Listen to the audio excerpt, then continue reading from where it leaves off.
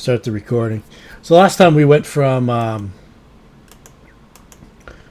knocking about at the Church of Utah and talking to the three people that you saved in Nightmare Alley.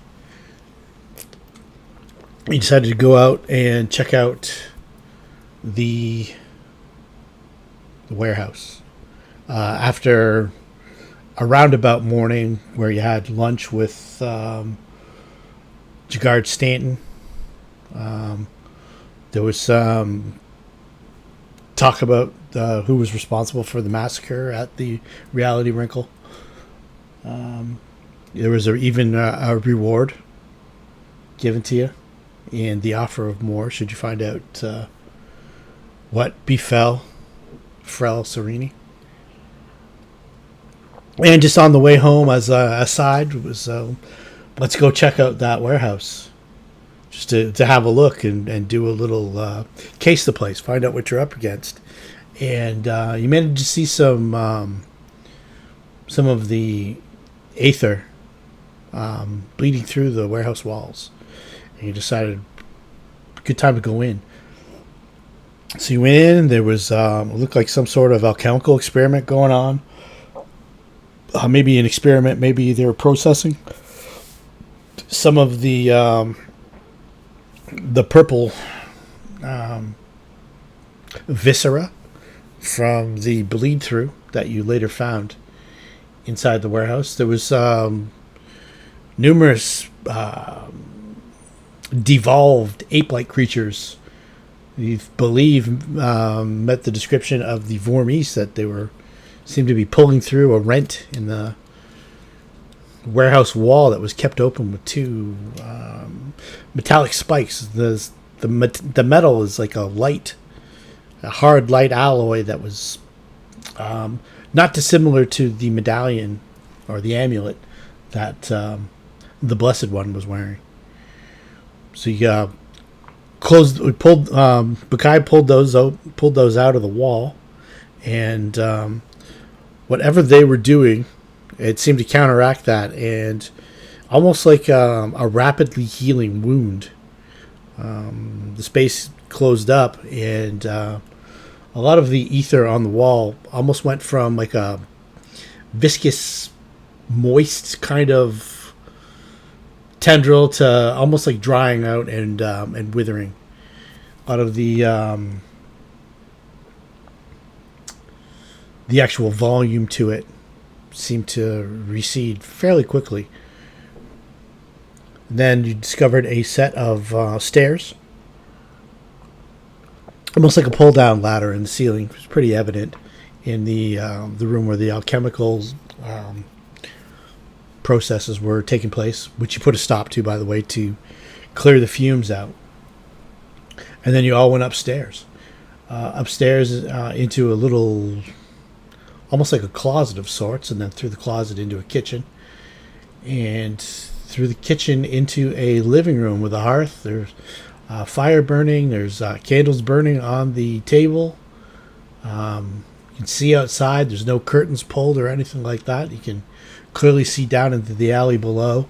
I'll give you a description of the interior of the living room again, where you guys were. And I'll send out the map again. Scratches and dark stains cover nearly every surface of this spacious living room. To the east, paintings and other once fine objects give fuel to a fire roaring in the hearth. Bent, broken, and bloody cutlery juts at odd angles from the table in the center of this room. Books lie scattered in heaps next to the broken shelves, and shards of shattered dishes spill forth from their cabinets. An open door to the west looks into a filthy kitchen, which you came through. And stairs to the southwest lead up to the next floor. Tiny bloody footprints cover the stairs leading in both directions. And the footprints are probably about 3 to 4 inches in length. And it's definitely a humanoid foot, definitely a bare foot. Maybe a broad kind of humanoid with like a shorter toe. And if anybody's doing any tracking or anything like that. Does anybody have that kind of survival or?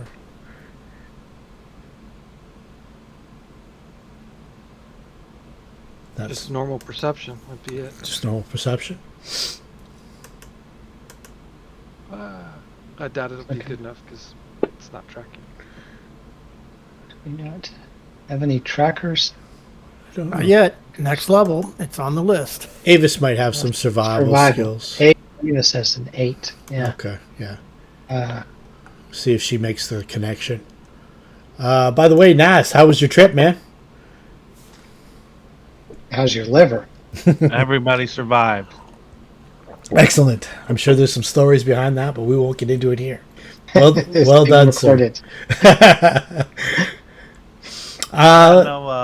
Real quick, yeah.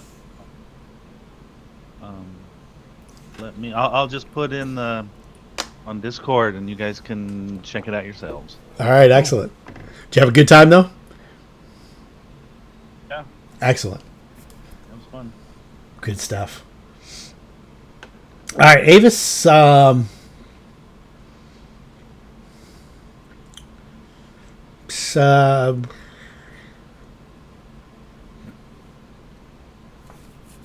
She doesn't really make the connection. It's definitely humanoid. Maybe the size of a child's toy. Knowledge nature? Yeah, sure. I'll buy it. Never mind. It's definitely a natural. It's definitely a flesh and blood kind of footprint. Just judging by the amount of blood that it would take to track the footprints through the house of this size, being as small as that, it must have been considerable at the time. So, if it's a knowledge check, what knowledge would be more appropriate than nature? I would say survival to Okay. make the actual connection of. Yeah. I'll try knowledge nature. I wanted to aid, but I'll go with my own. Okay.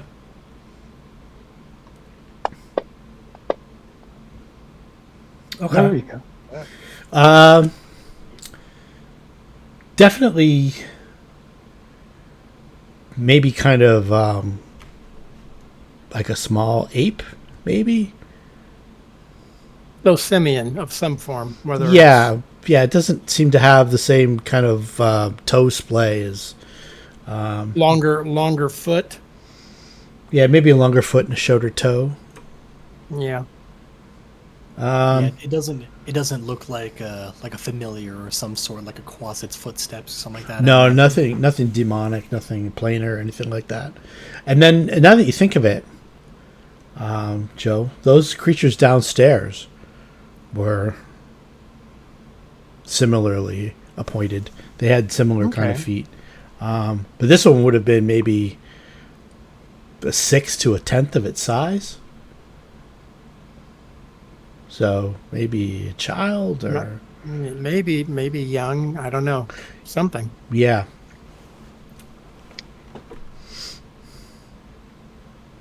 But whatever it was, it seems to have run amok in this chamber. The footprints follow all the paths of destruction are accompanied by those footprints. Now that you get a good look at the, you start concentrating on the tracks a little bit more. It looks like both feet had wounds in them. It looks like the blood was coming from the feet themselves. Is there broken glass around? There's broken glass downstairs in Did the alchemy chamber. Did that broken glass look like it had? Was there any blood around it? Did anything step on the broken glass? Is that what caused this? You didn't really check it out too much. It was just kind of, it was there. There was the mist of the concoction that was brewing. Probably, as far as you could tell, it wasn't dissimilar to a brew of Trance from the stuff that had bled through from the other side. It mixed in with the alcohol. You think that that's how they were concocting the drug. And then with that, you wanted to air out the room, and it was obviously ill kept. But there was some professionalism to it as well. You didn't really notice anything out of the way. I mean, you did see some broken glass that was ground into the floor, but could have started there. Could have started in this kitchen with all this broken crockery and stuff like that. And you said they go up the stairs? They do. They go up the stairs, and they were also on the pull downstairs. The one that led down to the warehouse. With detect magic on, is there any lingering auras, Lisa? Let's see here. Or within the room, anything of note besides the gear we're wearing? In this corner here, you see where I marked on the map? Yes. There is, it was Asami that was looking through the detect magic downstairs, correct? Several of us can, but I think I was one of them. A lot of us can. Yeah. Just several of us were. I think Asami was specifically because she was just basically inspiring, and then kind of. So you get the same kind of aura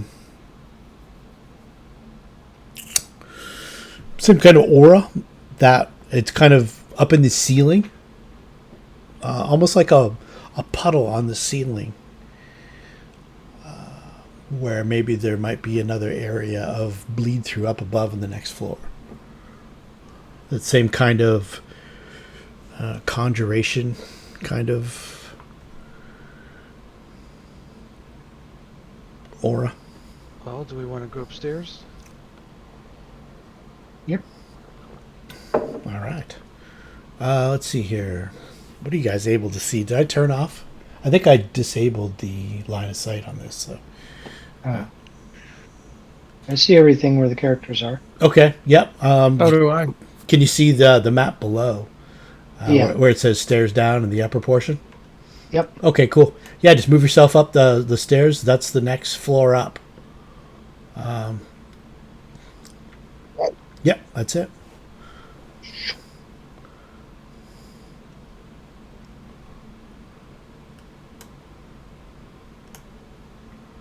All right. Put you over there, Arthur. You can still be downstairs if you like, though. Okay, you open up. Comes up the stairs to a hallway, and in the hallway there is a T intersection, but there's a door on the left wall, and there's another thinner hallway that goes east and west. There's a door on the north and a door on the south, and the door on the south, Asami, kind of matches up to where the aura of the bleed through would have been on the ceiling in the living room, or what's left of the living room. Let's just pick a room and investigate. Get them all. All right.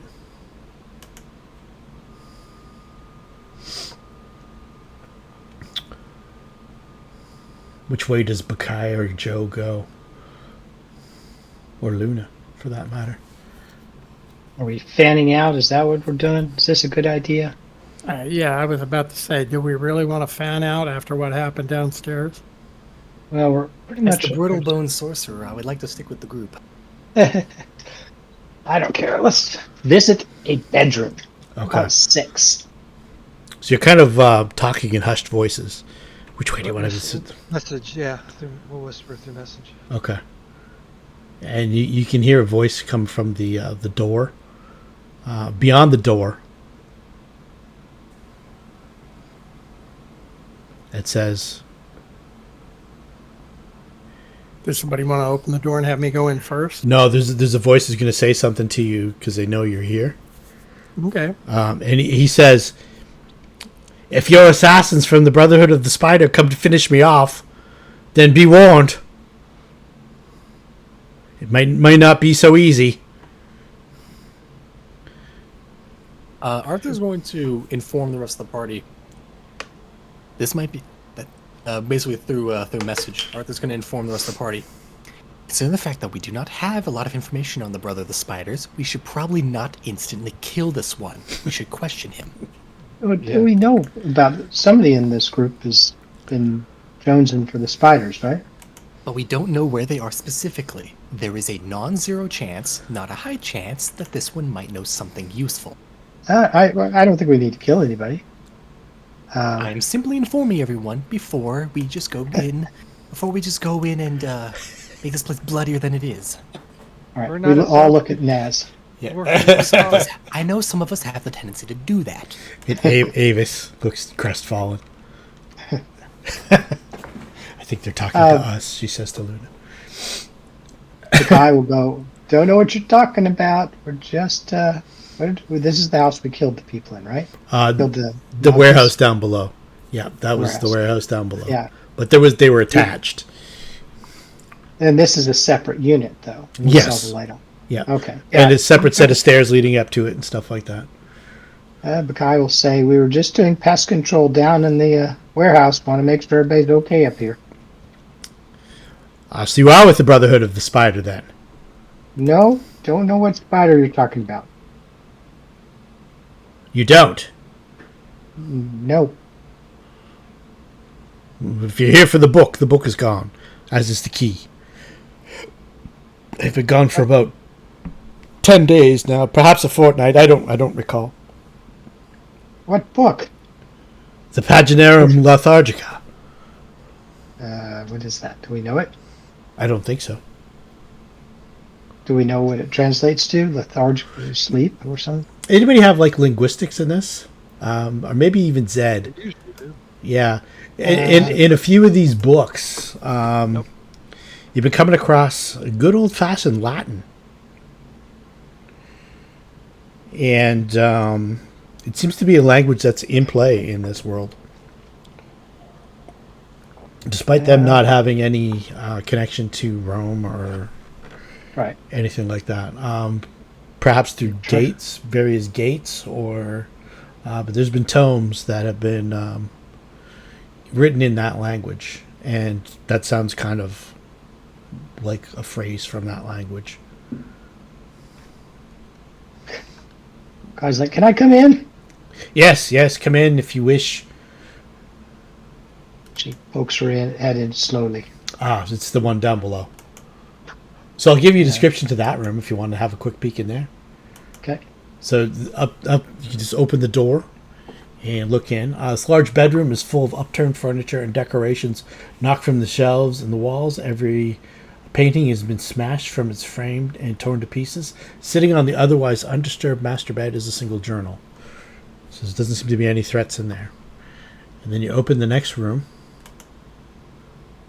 Well, who's the speaker in this room? Speaker in this room is this small room contains a simple bed, a desk, and a chair. Sticky purplish black strands cling to the desk and chair on the east side of the room, except in one spot where strange filaments have left a clear space around a small piece of metal. It is a human that is in the room. He appears thusly. And he looks like he might have just woken up. What's the purple? Stains or ethereal? It's the ethereal stuff. Like he's been messing with it. Oh. And he looks kind of frazzled. Kind of on edge. He's got a bottle in his hand. His hand's got a bit of a shake to it.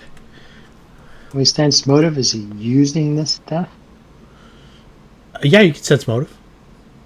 Who am I kidding? Makai doesn't sense motive. Arthur will take a step in. Okay.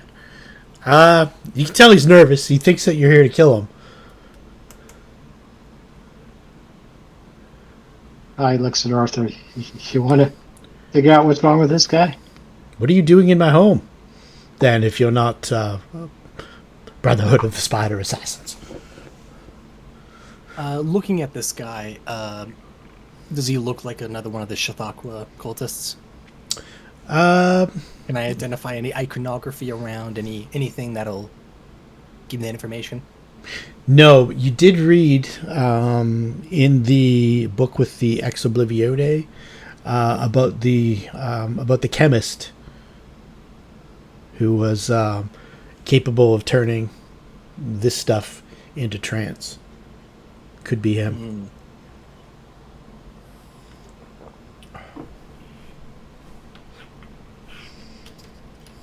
And that was probably his handiwork down in the warehouse.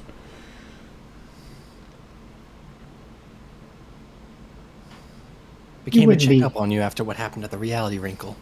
Are you aware of what happened? No, what happened is Ezdagor, is he alright? He's my dearest friend. Yeah, I'm currently wearing the pendant, by the way, like the Blessed One's amulet, so you Oh. can probably see that on me. Yeah, let me give him a perception check. He's maybe a little taken aback, and it might not have registered with him. But yeah. Not wearing the guy's face anymore.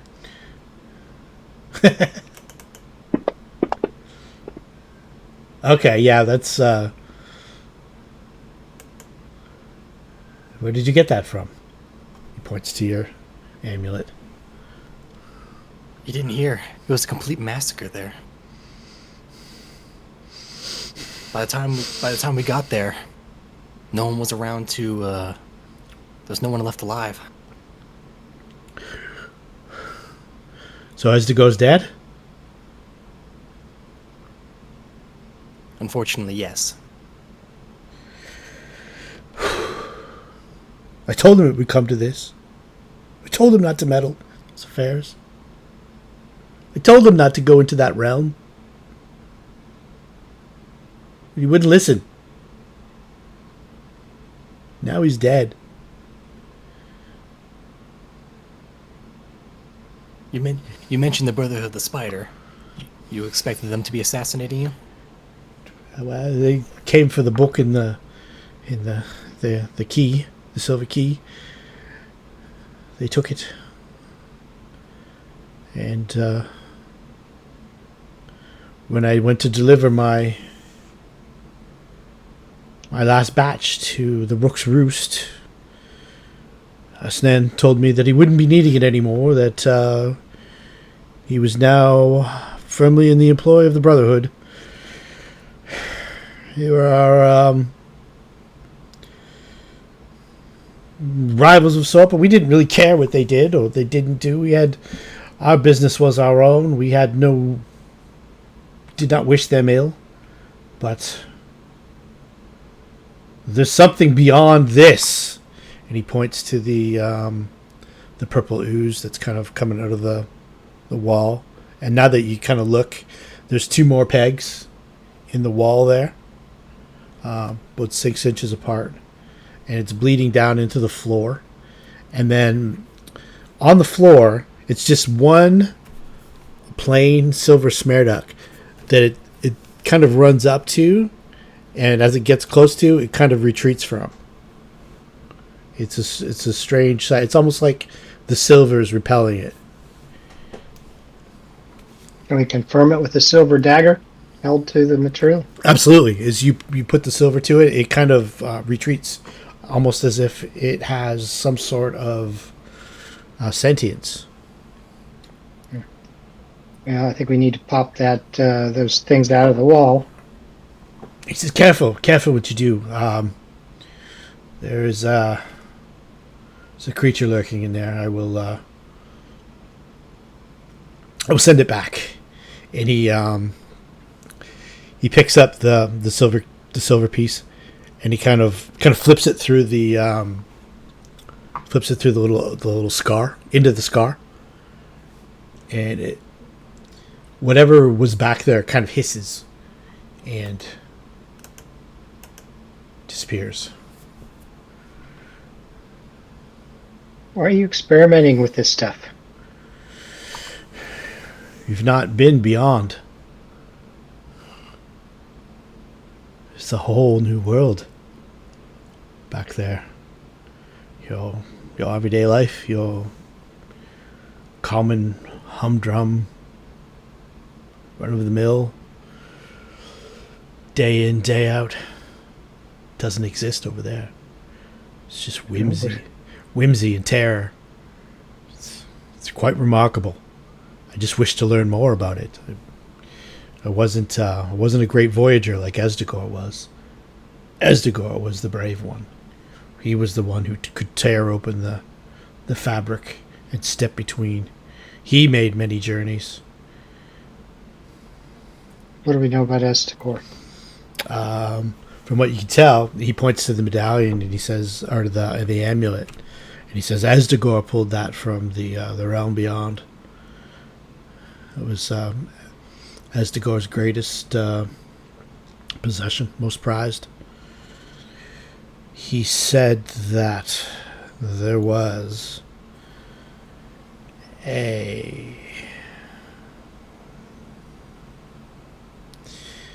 he described him as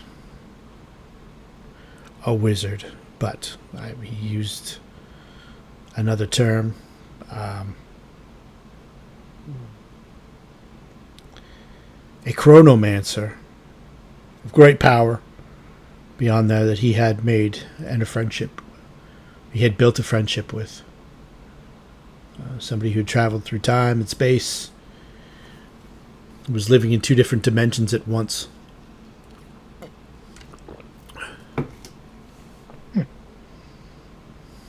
He would go and speak to him.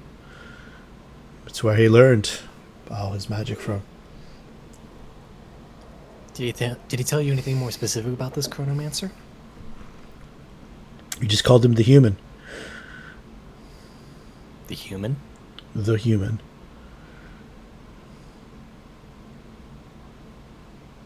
Says his powers were beyond that of any mortal.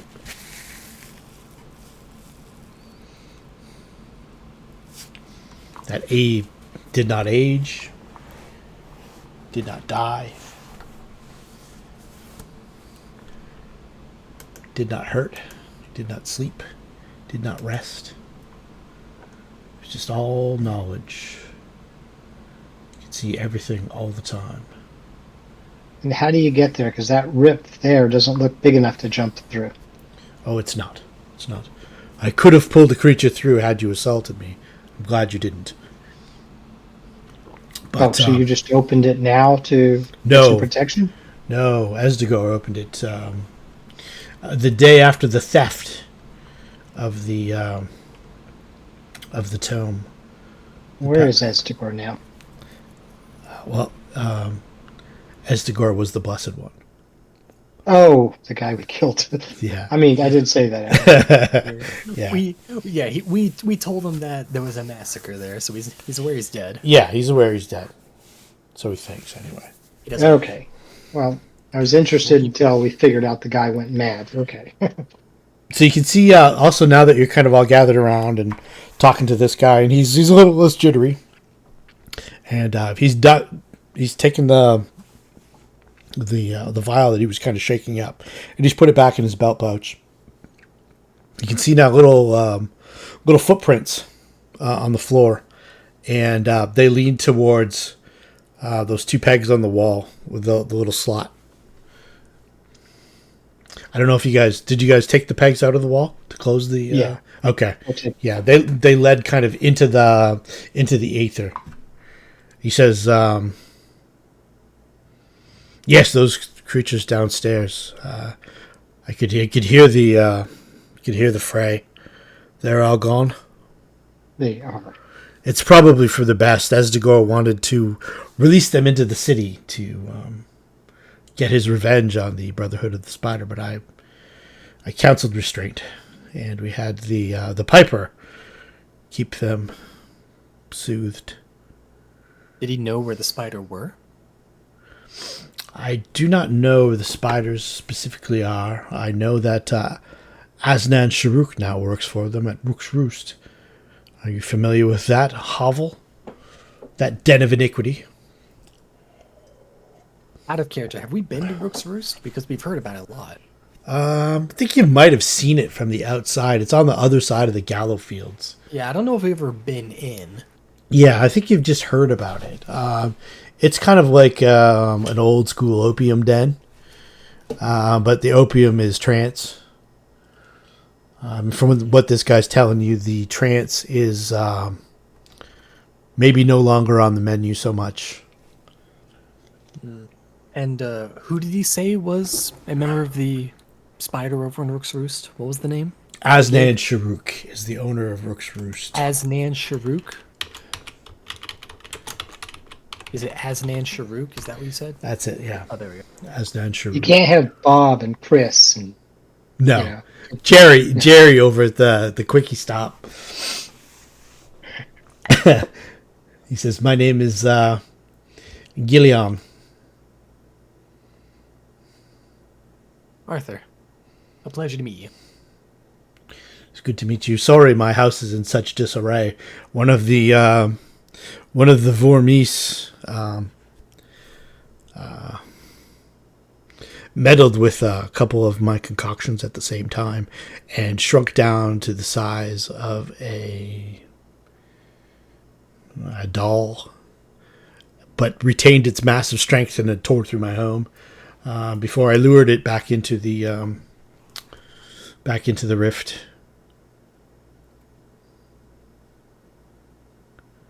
I haven't been myself since Ezdagor was holed up at the reality wrinkle. Things haven't been the same without him. I haven't had the same sort of drive to even clean up or eat or continue my work. He's dead now, though. Can you tell me a bit more about Mr. Sharuk over in Rook's Roost? I believe that the spider may have had something to do with the massacre. He's a man from the Eastern Lands, a purveyor of spirits, if you will. He was our main customer. Spiritualist of some sort? Oh, no, nothing like that. A purveyor of spirits, the kind of which I could fabricate from this material here and some distilled other. Let's call it a concoction of sorts. On the streets they call it trance, but really it's something quite different. It's in its most potent form, it's a gateway for the mind to the place where this substance borders.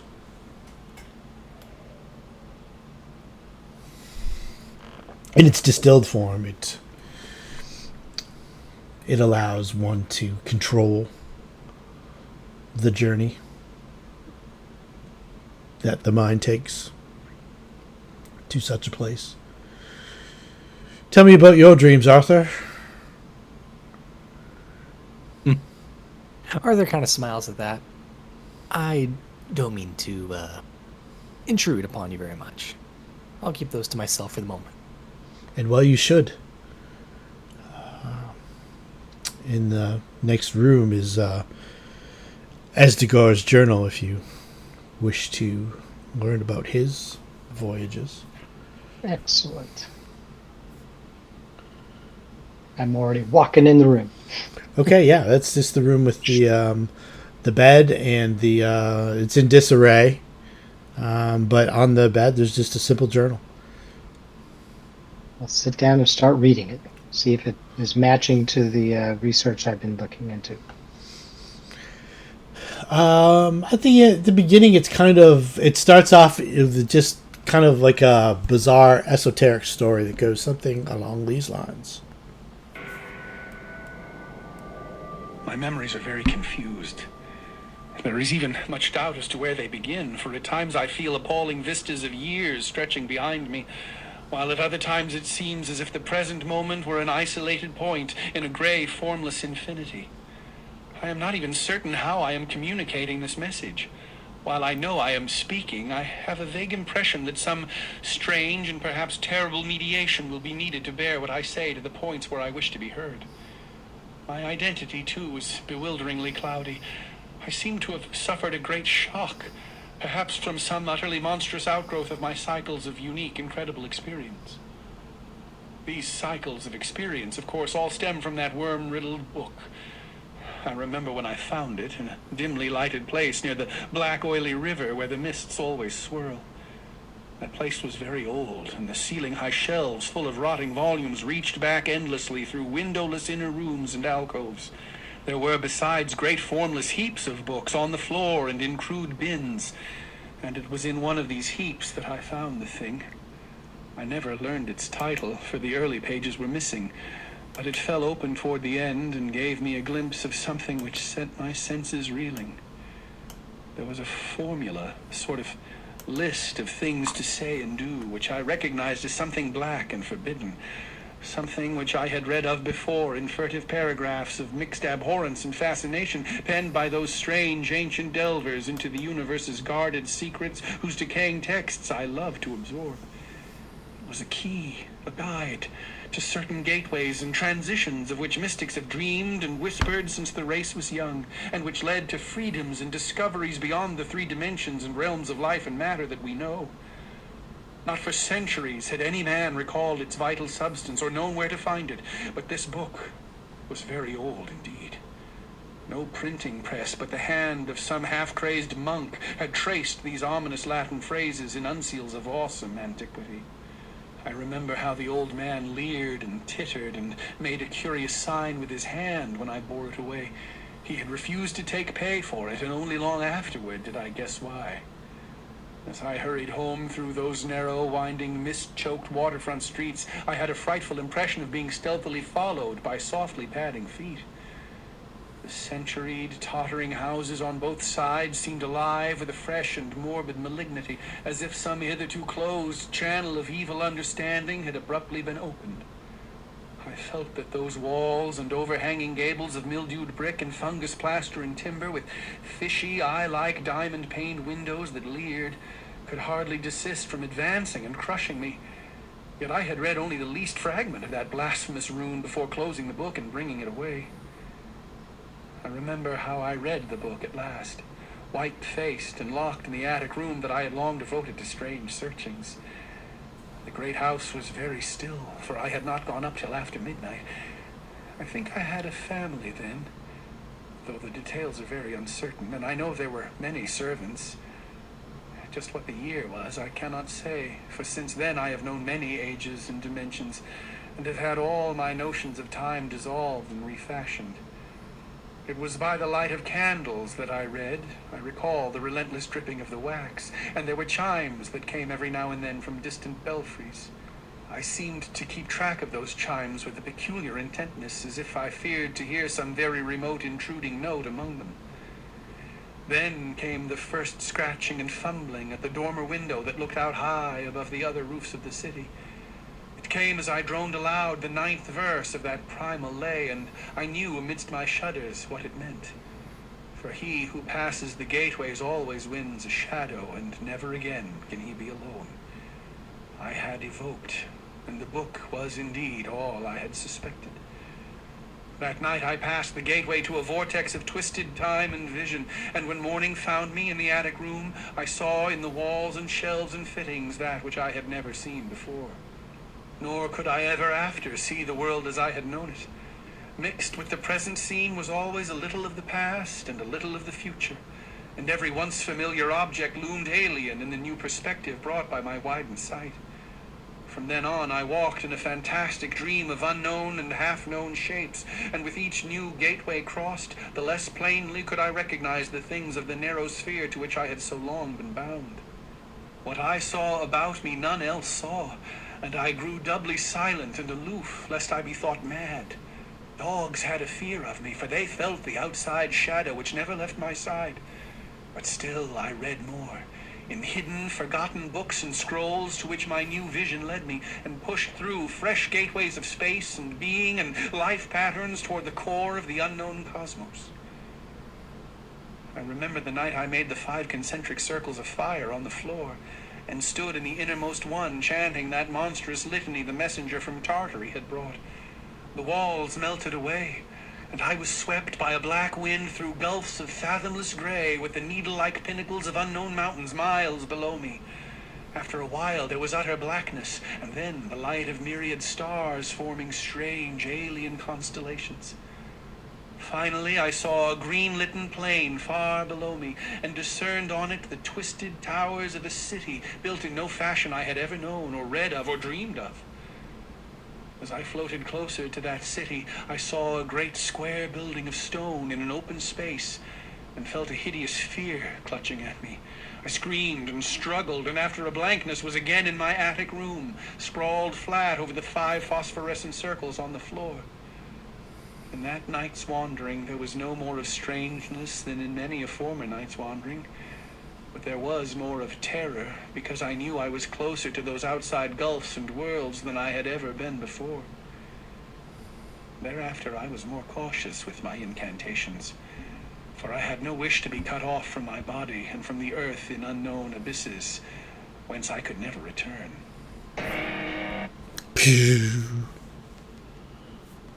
Well, I want that book. That's so Zed goes in, sits down on the bed, begins leafing through the book, and just finds himself reading. You guys are kind of all just, you went from talking with the chemist to kind of listening to that. And the chemist, when you're done, says, that was the story that he first told me when we met. That tome he took with him through the chronomancer wished it and gifted him the other book that caused our downfall, the Paginarium Lethargica, a tome almost the length of a man's arm and 3 splayed hands wide, an eye graven into the faceplate, a lock. The outside that a silver key would open. A silver key that Ezdagor also came back with.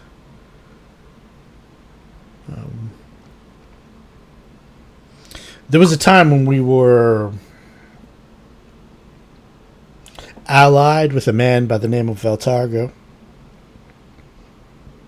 He had big plans for the worship of some sort of creature. The effigy from downstairs, you no doubt saw. I never really paid much thought to it. Never really gave it much.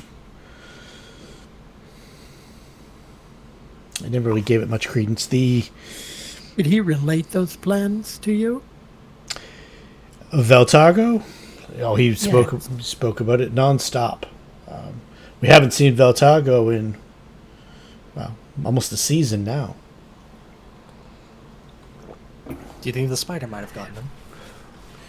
You can. Do you have sense motive, Joe?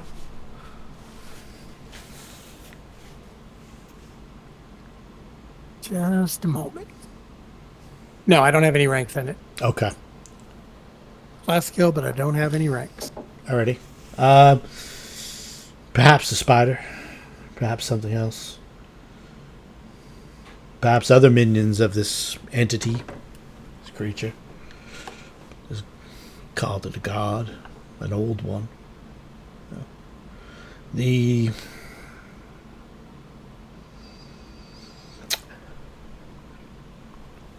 cryptic things that he would say led Ezdagor to search for it when he was in his travels beyond. We didn't find any paths to it, except a cryptic passage that he said the chronomancer had told him. He recorded it and sat it below the effigy downstairs. The spider. You're here for the spider. You're not here for us. I need that book and key. So, That book and key will be your demise. It was Ezdagor's downfall. It will be yours if you meddle with it. Do what he should have done. Do what I should have done. Just walk away. Live your life. There's no need to die for these things. That's what I told Ezdagor, but he didn't listen. What would kill us? That book. That book is cursed. Brings nothing but death and misery. I think it's the key to the dream world, or the realm that I need to find. So, you said the spider people took it? Well, who else would have? And what happens well- now? Are you simply well- going to wait for the spiders to take you down as well? Well, there's no other defenses here. I probably should clean myself up and disappear into the city. Perhaps go back to my work from before. Perhaps Silas will take me back. He did say I was a studious apprentice of his. His most studious. You know Silas Ledbetter. There is another option. What is that option? My companions and I, we are very... Let's just say that we do not care for the spiders ourselves, and we were very keen on dealing with them in any way that we could. Well, that would be of great benefit to me. I wouldn't have to fear for my life. There's a better way to guarantee your success, and that would be to assist us. In any way you could. Assist you. If not for us, then for your friend at least. And for yourself. Yes, I could do that. I could do that. I have talent. I have created things. I've engineered this material into that drug. I shouldn't have. I know I shouldn't have, but I did. I'm capable of doing that. I've also created things, wondrous things that the Sorcerers Guild would have me slain for. If they knew I was purveyor of such spectacular concoctions. I have some here. He pulls out a little trunk from underneath his bed. He says, he shakes one and he says, this one here, no venom could ever harm you while you're imbibe this. Be careful not to drink it too closely with any other concoctions that I've made, for sometimes the effects run over one another and create unforeseen circumstances. And he starts pulling out his hair like he's kind of like a mad scientist. And he says, and this one here renders you invisible to the naked eye. There's some sorcerers who can detect it from beyond the pale, but to the average person, you are completely unseen for a short period of time. Take that, and these here will help heal any wound that you might have incurred. And I have Concoctions work with other people and not just yourself? Oh, absolutely. I'm quite capable of brewing them on a regular basis. I just need the materials. But like I said, do not drink them too closely to one another, or the side effects, or the effects might cause unforeseen side effects. We have to let them completely run through your system. But he has given you... I guess you guys can cast a spell and do a detect magic and see what you got here. Let's do spellcraft for the first one. He already told you what it was, but Well, Luna's probably our spellcraft. Yeah, you probably want to verify. Yeah, it's definitely without a doubt a potion of delay poison. Oh, look at this. Look at that, Luna. That's nice. Luna and Arthur tied. So the next one is definitely without a doubt a potion of invisibility, and you've seen the other ones before, not dissimilar to the ones that Silas Ledbetter had crafted and sold to you. It was 4 potions of Cure Light Wounds. These are potions, not extracts. These are potions. Good. That's sweet. He also says here, this may help you too. If you throw this concoction of materials at the feet of an enemy, you may not be able to pursue you very long. I concocted that not too long ago. It should be pretty fresh. I also have other things downstairs. Did you? I imagine you probably helped yourself to them. But that's good. It's good. The powder will protect you from anything that comes from beyond.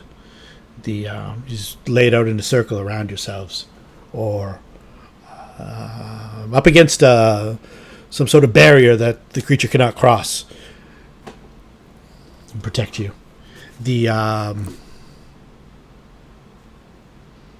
I wouldn't recommend meddling with the drug until you're ready to cross over. Do you know the ritual? No. Where is the ritual? The ritual is in the book. Excellent. The book that's missing. The book that was stolen from here by the spider. And you know it was the spider people that were in here, or you just came and it was missing? You just came and it was missing. But who else would why it have been? And why would Asnan Sharuk have said that he's now joined the spider, for the spider has the book? So it must have been. So we need to track him down. Is that right? Asnan Sharuk? Asnan Sharuk? Yeah. Yeah. It would seem.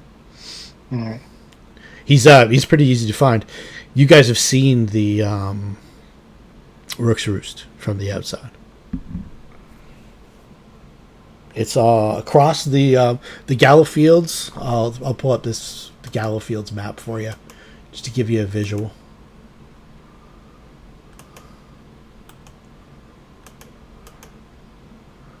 The very north, the buildings at the very north, that's Rook's Roost. That is a trance den.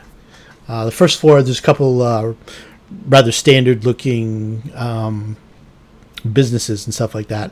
And there's a flight of stairs in this alley here that leads up to a metallic door with a little window that you can open and close, and get access to it that way. Kind of like an old speakeasy window in a door, a little shutter, I guess is the. Anybody up to a trip to the Roost there? Oh, yeah. At once. Thank you, good sir. These will prove most invaluable to ensure your safety as well as avenging your departed friend. Well, I thank you. Who do I have to thank for all this? What is your name? His name is Arthur. Arthur Boulaire, specifically. Well, Arthur Boulaire, you've got a friend in Geillion. Geillion Vazarro. So were those potions of Cure Light Wounds? Yeah, it's 4 of them. Yeah, I'd like to carry one of those and the potion of invisibility, if you don't mind. Go for it. I don't need them. I'm happy to pass them along, but certainly the Cure Light might come in handy. That makes sense to me. I'm good with that. Take what you need. They're kind of also invaluable too. I mean, you notice the cost on there: 50 gold rilks. Yeah, that's substantial. It's the equivalent. If we don't end up using them, we could try finding someone who's willing to take them. Yeah, but like the potion of Cure Light, that's that's never going to go wrong for us to have one or two or three. It's or four. always useful, yeah. Yeah. There's just certain things.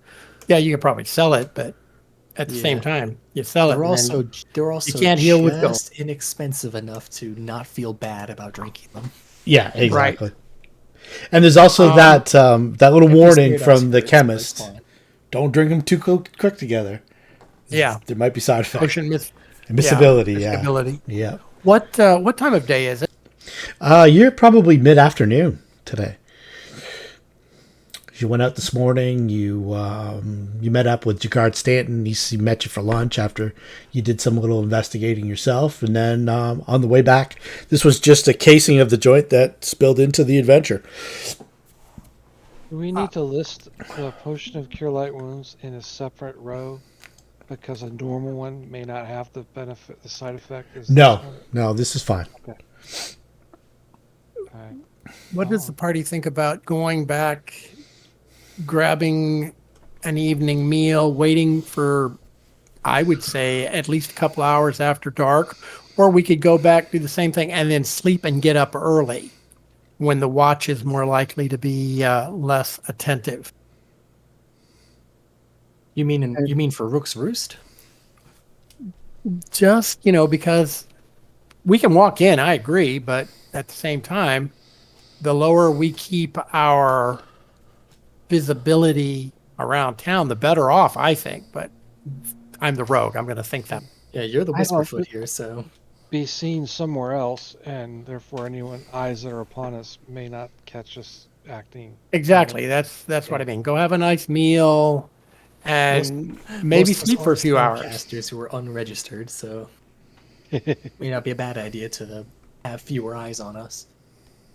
1. I'm going to go down and copy. You said there was some script or something under the effigy on the wall, I think I read. Yeah, there was a page. And I think I put the page in your... Let's see here.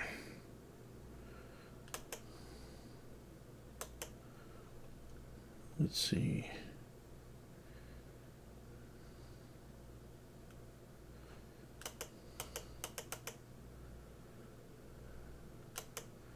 I think we're getting closer to finding out how to step from the window.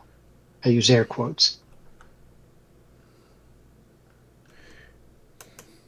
Here it is here. This is the page he was talking about.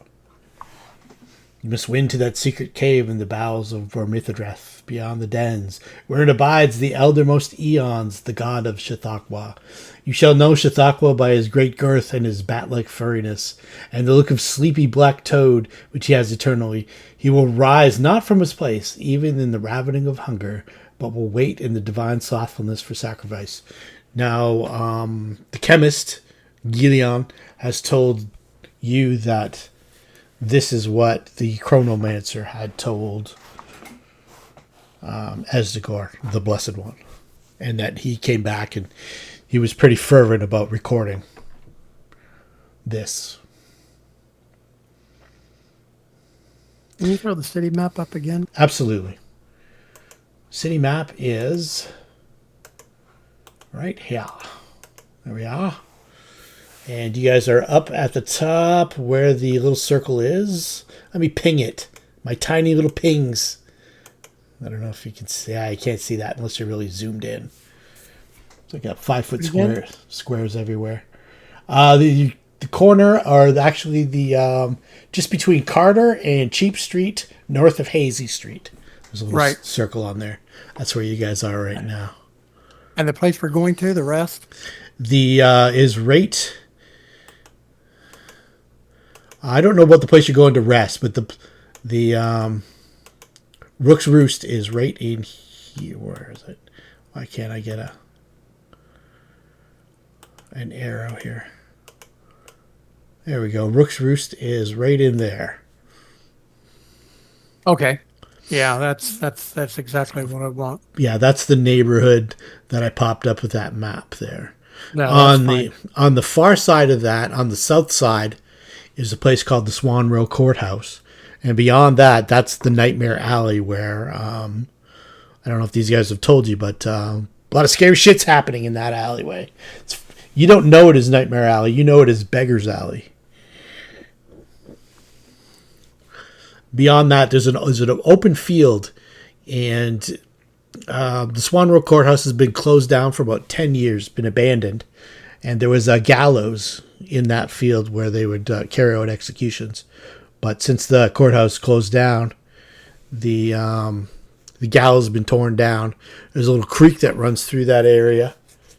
And to the north of that is Rook's Can you Roost. bring up that square map again? Absolutely. The geomorph map? Yep, there it is right there. To the north, Rook's Roost. To the south is to... just beyond the map is the Swan Row Courthouse and Beggar's Alley.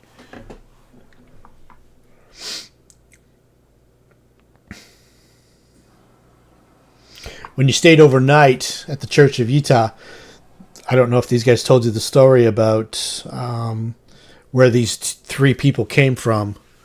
They found them in Beggar's Alley.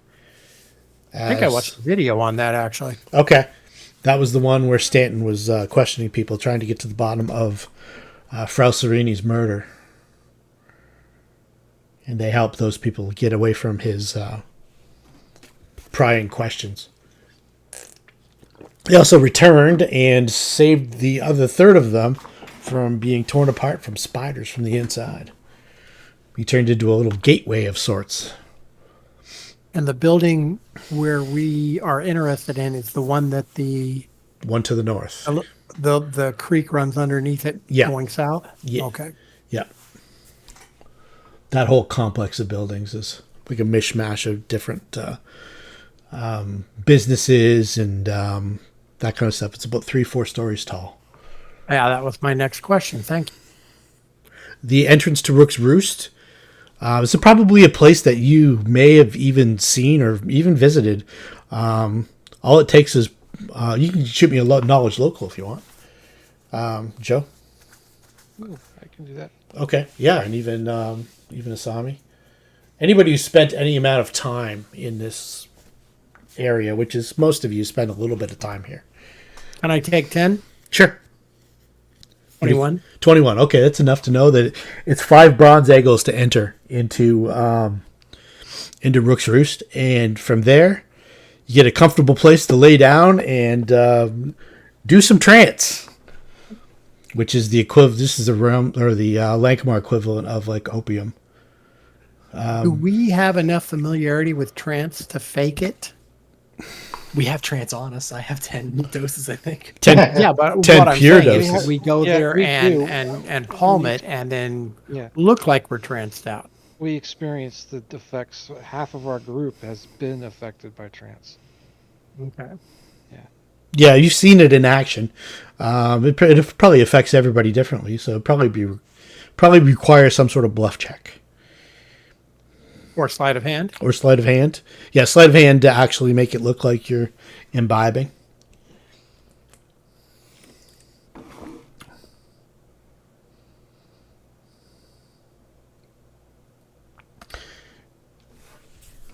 Do you want to go somewhere and concoct the plan, or do you want to just kind of No, planning. No, just do. Planning? All right, what would you like to do? When is the primary hours of when majority of people would be there? What one would expect evening hours, or Evening hours, probably getting on to that point where business might start picking up a bit. If you're looking for like a quiet time, probably like early morning-ish. Yeah, that's what I was saying. Is if we could go later, but if this place is basically an opium den, we could go in there, fake it, and then maybe most of them are not well lit, I would think, so we might be able to slip away. Unless they're keeping a very close eye on the customer. Let's say with the 21 that you might have had to go in there, but you might have had to pay to go in there to. I'm not worried about that. Yeah, you might have had to look around for somebody in there. So you've been in there, and I can give you a general description. The you go through the main kind of iron door. Pay your fee at like a little cashier, and then it's basically 2 long hallways to the left and to the right that lead up to a balcony that heads to the north that overlooks an alleyway to the north of that. But then in between, there's just a whole bunch of like partitions and almost like settees or chaise lounges for people to just kind of lay down on and get their trance on. It's got kind of like a haze to it. Some people smoke the trance. Some people drink it. Some people, the more adventurous ones, inject it with crude needles. There's usually So are we heading there, or we're thinking about it? Oh, I think we should head there. But again, stop along the way because it's still early in the late day. afternoon. So Yeah. we could stop, do anything we need to do and then head there about 8 or 9. Okay. Where do you want to go in the interim? Just kill time, get some chow. Like Okay. I said, relax somewhere. Well, We've been up I would since suggest if we morning. want to make our presence known for anyone following us, not that we're looking to attract attention, but the fat chance we're known there. Yeah, the fast chance. There's also the festival going on Carter Street. Speaking Wow. of the fat chance, it's been a little bit too long since I've gambled. Notice that I'm pretty decent at it. I don't think Fatty misses you. No. He likes to take money, not give money. Exactly. I didn't take his money. I took his client's money. I hear you. I'm just. All right. Is that where you want to go? Last chance? Yep. Fine by me. All right. Last chance. I'll give the description for Joe, who maybe has not been to the last chance. These guys call it the fat chance. Yeah, that's right. Because Some of these people call it a fat chance. it's owned by a gentleman by the name of Fatty Bacot, and he is kind of like a jovial purveyor of all things gambling. He's got 3 different floors where there's various different games of chance, some between the customers, some against the house. There's also a little, almost like a bar, little people can get something to eat, something to drink. There is more dangerous games of chance in the basement that Fatty doesn't always put on, but every once in a while, when somebody comes or captures a water cobra from the swamp, they'll have a cobra kissing contest in the basement for high stakes people.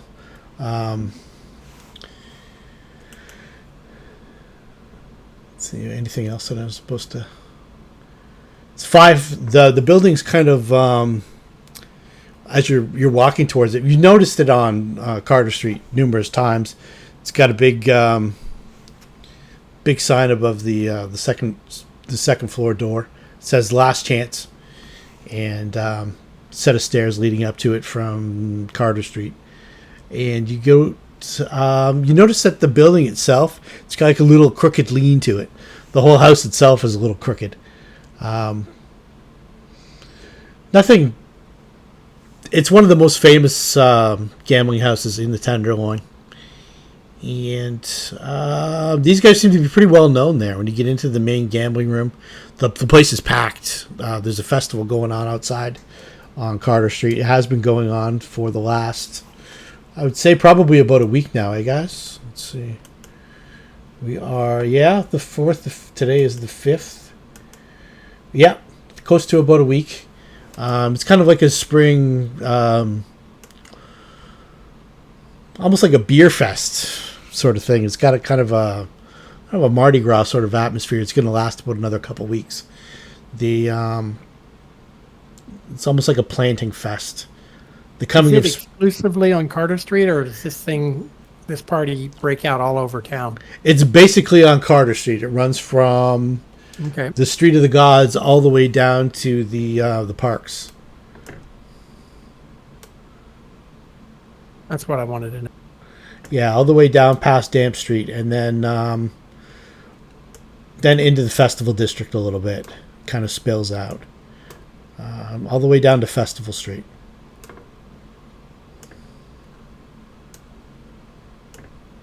The last chance. It's been a while since we've been here. Arthur, you can just roll 3 d20s for me. And then Before that, then we'll cut to the chase. They don't have the snake kissing, do they? Not today. No. Just straight D20s? Straight d20s. Yeah. Yeah. 10, 15, 11. Okay. You win. All of the upper half, at least. You win 3 silver smarducks and 6 bronze eagles. Just like that.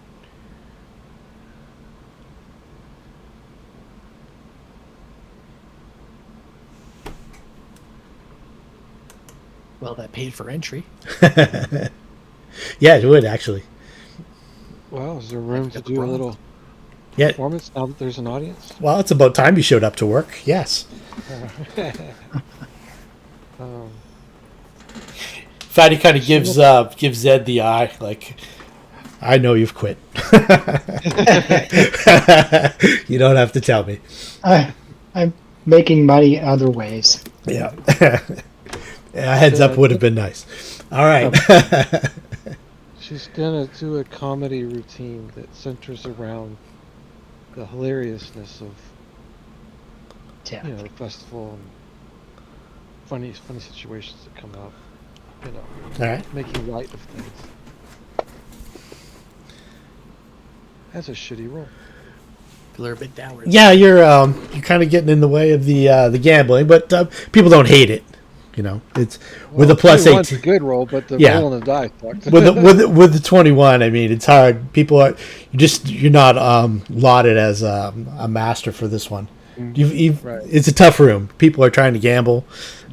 She set the bar Yeah. and didn't meet up to her bar, but like for a beginning, it wasn't good. The people out on Carter Street are more receptive to your comedy Right. stylings than the people inside It's like going to a casino and you see a comedian off in the corner trying to tell jokes.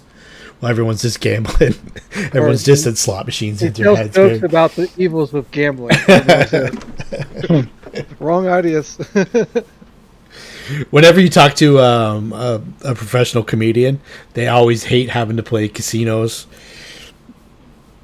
but they do it just for the money.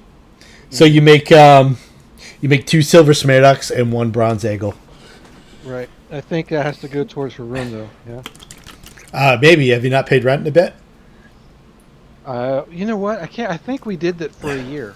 Yeah, you probably did. It's been a while since I thought about it, but I'm pretty sure we figured that out. Yeah, I think so too. So I'll take it, but apply it to the fee that we're going to have to pay. I forget how much you said that was going to be, but I think it was like a silver smarduck a month or something like that. It wasn't anything that substantial. I meant they'll use this money to pay our fee for tonight. Oh yeah, 5 bronze eagles entry, as far as you know. Oh, we might have to grease some palms. So. Yeah, Unless they don't allow people who don't look quite gross enough to enter. yeah. Yeah, that's a good point. Is there? I know we may want to adjust our appearance. I don't know if it's so far as to say disguise ourselves, but at least make ourselves appear like we belong where we're about to go.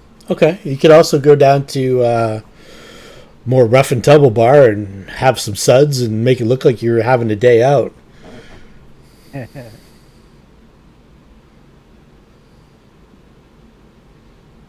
It's up to you though. This is more gamble, gamble, gamble.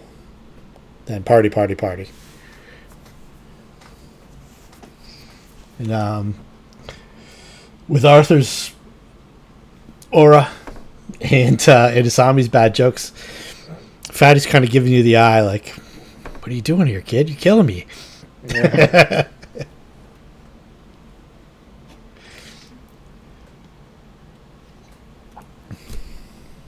I imagine people were still watching her. Maybe they didn't think she was funny, but they probably Oh, still yeah, had yeah. that fun. Well, you still made more than some people make in a whole month Yeah. in 20, 25 minutes. You can... At what point are we going to leave one of these bars to get shamed? It At what point are we going to get mugged? hasn't happened yet, has it? Yeah, not yet. That would not be a good happening for whoever tried the mugging, Yeah, exactly. unless they were really good. The more time that passes, the more strength we just accumulate, so the worse it's going to be for them if they try. Yep. Exactly. The only time you guys ever really did get robbed was at Zed's place. That's where I got one shot. Yeah, I almost got one-shotted by a doppelganger archer. And you haven't seen any more of those guys since you cleaned them out at the Church of Utah. They were siphoning the dreams of people who were imbibing the trance. And you think that the people that day, those people were given the trance specifically, so these creatures could consume their dreams. But that seems like ages ago, doesn't it? Feels like a different adventure. It's been so long. Yeah, it feels like 2 or 3 adventures ago. You just want to stay here till nightfall? You want to do anything else? You want to... Well, I imagine it took time to do all what we've done. Yeah, Maybe yeah. close to- You're getting close to supper time. Sun's starting to go down. You got about 3 or 4 hours before... This place have a good buffet. It's not the greatest. Wanfow's a pretty good cook, but it's not noted for its food. Okay. The gallery is. You were bringing up Vegas, so I wonder. Yeah. Wanfow's more like breakfast for the people who've been overnighting kind of thing.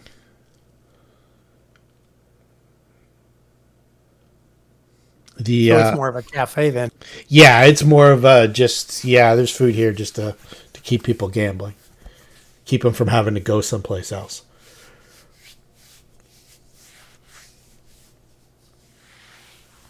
The cook is he's quite good. A lot of seafood stuff. He is from Evan Merency. Let's see if it's been a while since I brought up a picture of Wanfow. Maybe since the first adventure.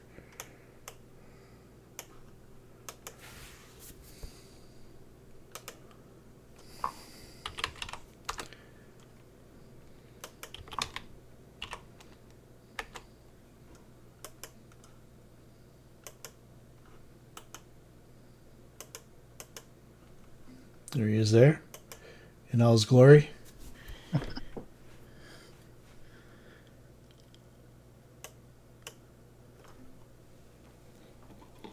And Evan Merency is a huge city to the east. A lot of people there are... it's like a corrupt and ancient society where even the women are hairless. For the most part. The Eastern Lands has a lot of spicy, exotic city-states.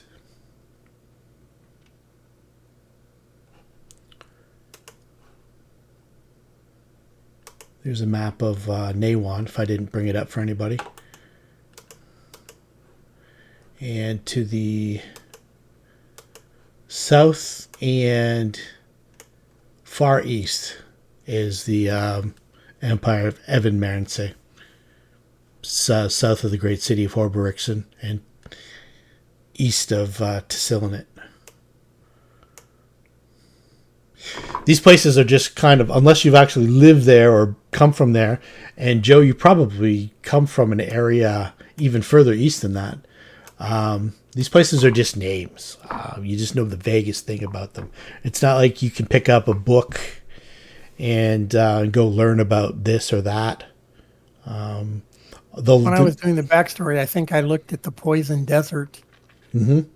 And the first stop along my way to Lankhmar was probably Ilthma. Ilthmar? Okay, yeah. Yep. Yeah, Ilthmar is the city of rats. Yep, So- that was the one. Okay. Yeah, you know from the stories and stuff like that, the lands beyond the river is the cities of Horberixon, Tessilinet, and Evan Merency. And you know that across the Great Waste to the east, there's another land.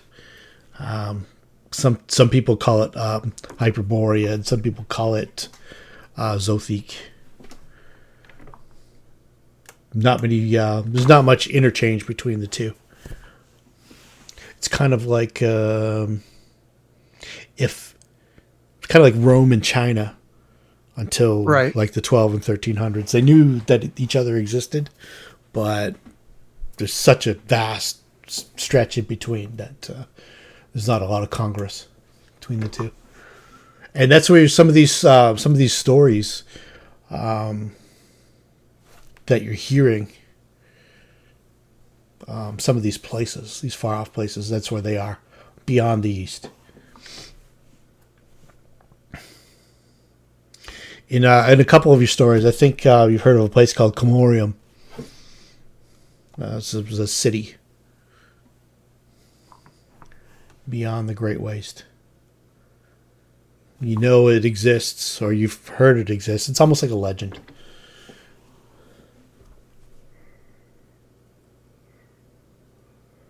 Actually, Zed dreamt about it one night.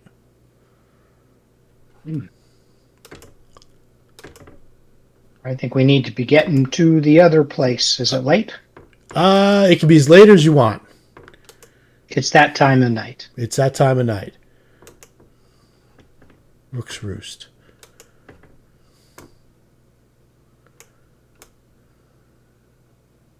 Any special preparations? Maybe dress down? Okay. Wooden stairs crawl up an alley wall towards a second-story awning that shelters a stout iron door, roughly etched with blackbirds. Strange scents waft from the door's barred porthole, and a thick haze blankets the large room within. Okay, we haven't got to that point yet. So we're just at the door on the outside.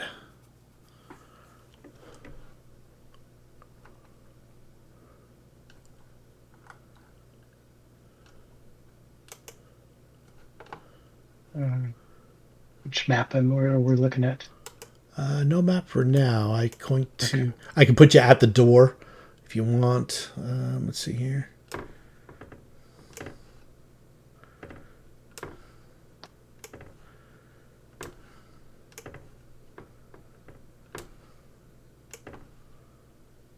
I guess we can clear the chemist off. Where did you leave it with the chemist too? By the way, just I gave you experience points for defeating. You didn't exchange business cards or.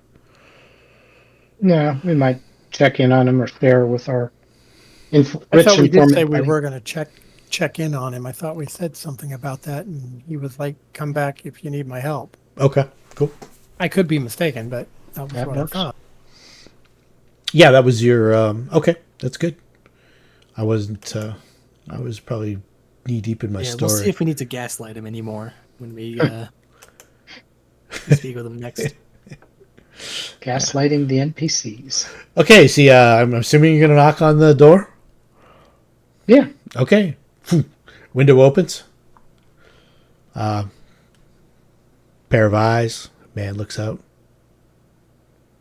5 bronze eagles. Okay. Okay, he opens the door. He opens the door. Let's see here. Strange scents waft from within the door's barred porthole, and thick haze blankets the large room within what is crammed with cots and couches. So as you walk in, there's let's see, open that door for you so you can see beyond. There's it's like a guardsman kind of stands off to the side, and there's a like an exchequer's booth right up ahead where you pay the fee.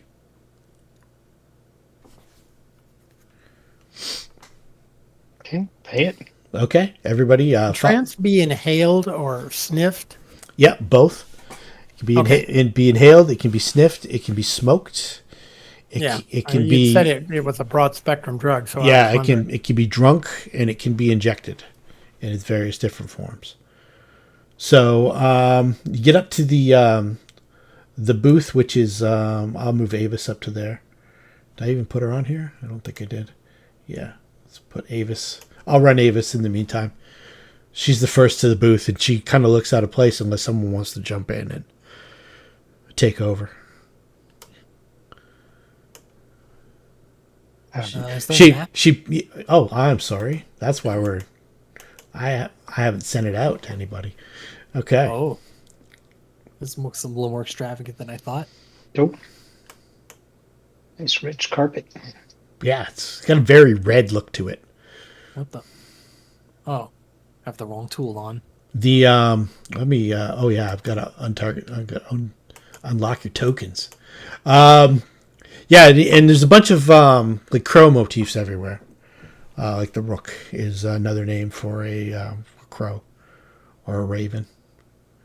The a set of stairs that go down about 20 feet into basically a shooting gallery.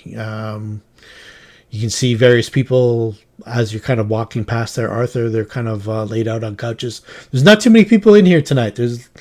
Doesn't look like the place is overrun. There might be more of you and more of the guards than there are actual customers at this point in time. So Avis has her hands, 5 bronze eagles in her hand, kind of just nervously kind of fidgeting with them, like, what do I do kind of thing. Never been here before. What's going on? It's kind of like 18-year-old boys going into the strip club for the first time. I was looking around. Is there a specific spot for us to pay this? Yeah, right here, right in front of where Avis stands. There's like a little check cashier. Mm. There's a central kind of almost like a vault safe kind of thing, and then there's counters for both serving customers to both sides of it. There's only one person on. It's an exchequer. It's a young girl. She's probably about 22, 23 years old. She looks kind of bored. Yeah, Arthur's gonna walk up, like just lay the 5 bronze on the table to allow entry. Okay, so that's your admission. And Avis does the same admission. And Asami. Yep, she's gonna act like she's done this before. Okay, and even though she's probably never stepped foot in here, based on her knowledge local role. do you want to get sorted out in the booth before you make your selections, or do you want to choose here and then? We'll get sorted. I have a question first, if you don't mind me asking. Oh, by all means. Do you know if there's an Asnan Sharok working here? I really need to meet him. Asnan Sharok. Who do I say is asking? And what's your business? I just really need to meet him, you know. You really need to meet him. He's a fan. Okay, and then I put a, what do you call it, a silver Smirnock in her hand. Silver Smerdock. Okay. Yeah. And one of the enforcers kind of steps up and kind of gives one of the other guys another look, and he kind of walks over. And she said, "Well, thank you for the gratuity. This man's asking for Asnan." The man kind of assesses you, Arthur.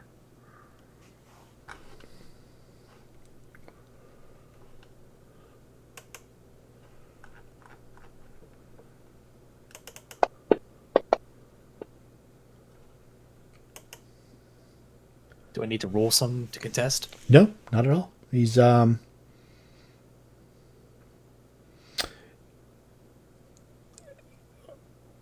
you won't want to waste his time, he says. But yeah, if you need to meet him, then come this way. I appreciate that. Thank you so much. Okay. He leads you over to here, just past the booth, and he goes back to his door and he says, "That door right there to the right." So you got a large door right there. I just opened the double doors. He knocks on the double door and it says, "There's a couple of people here to see you, boss." And the door opens up. It's a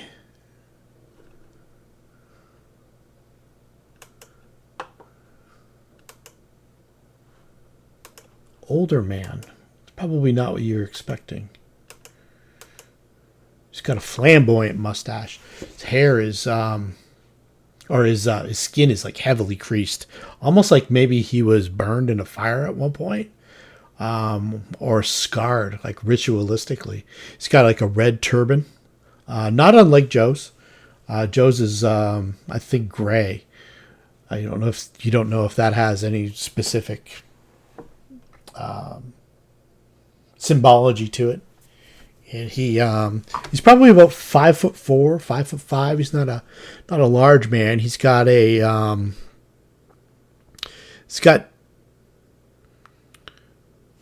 like a really lithe frame.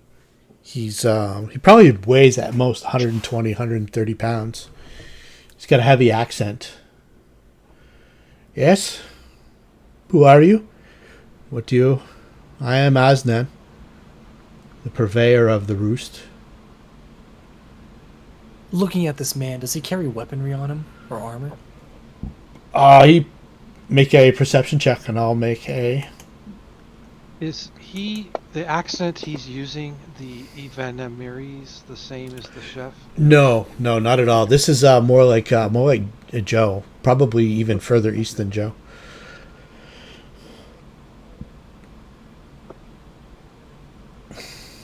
Yeah, you can see he's got a dagger in his belt, like a curved ceremonial kind of dagger. Curved swords. Doesn't look like he's hidden it at all. Are the rest of the party going to converge in this place before we start talking with this guy out of character? I'm coming with you and making it like you're important. You know what I mean? Can you see Asnan on the map now? We did see him on the map. Oh, and I turned him off, did I? Okay, there he is. He drank a potion of invisibility. He did. Now he's back. He hid. Okay, he steps out from his office and locks the door.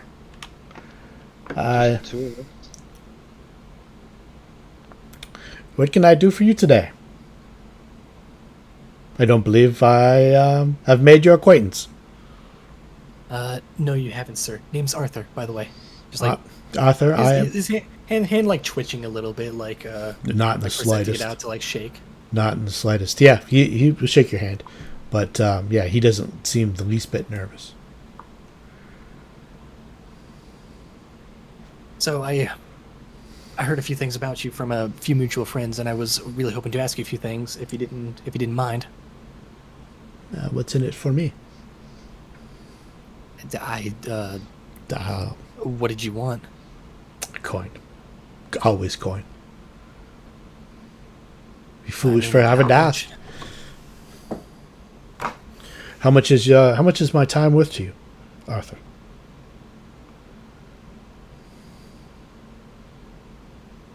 I guess the best way to find out is by asking the question first and seeing how much it costs me. So, I heard that you, and this location in general, I heard you and these people, you work for the spiders? See, the Trance has the market is slowed for Trance. The shiver is the new delight. You see the couches down there, Arthur? He points down there. See them full with people eager to partake of such substance. What do you see? Yeah, I see. Yeah, so there will come a time when I have no more trance to sell, and I have to pivot. I am a man of business.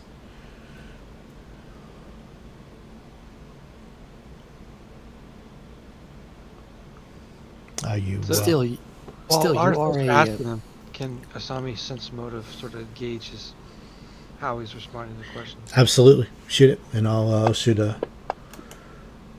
How's that? That makes up for all the shit he rolls before. There we go.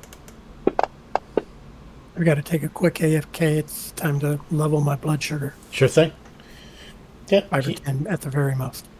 yeah, definitely. He doesn't seem to be holding any back. He's not telling you everything. Obviously, doesn't know you. He doesn't. He hasn't really. He hasn't. You can tell that he hasn't gauged the crux of Arthur's questioning quite yet. You get the. He's kind of at the point where you get the vibe that he doesn't know where this is going.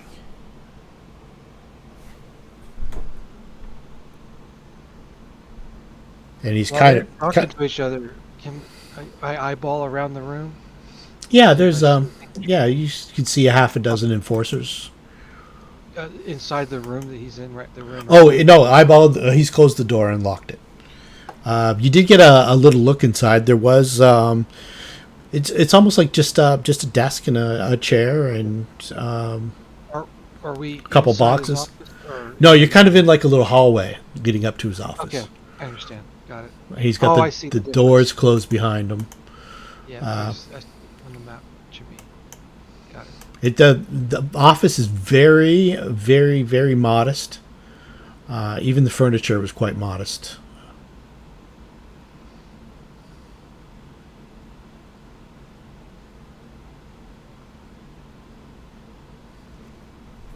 You have business with such people, Arthur? I heard that the spiders had access to all the good stuff. I wanted to make sure that that was true and that you know. Of course, yes. Everybody knows that. I've been looking all around trying to find a way to get into touch with them because I'm trying to get the stuff that I need properly, and I don't want to settle for anything that's not proper. So and I look around, I can't find your people if you are a spider, and I was just Yes. and you were the one lead I had. I see. So you have these talents that the spiders have? Talents? Yes. You know what they're capable of. I've heard that your people are very, I guess the best way to describe it is skilled in the less than mundane ways. Is the way I was told about it. Some of them, yes. This was the Are you one of those people, Mister? No. Jerk? No. I'm just a businessman, Arthur. I am a foreigner to this great city, and I'm just trying to make my way.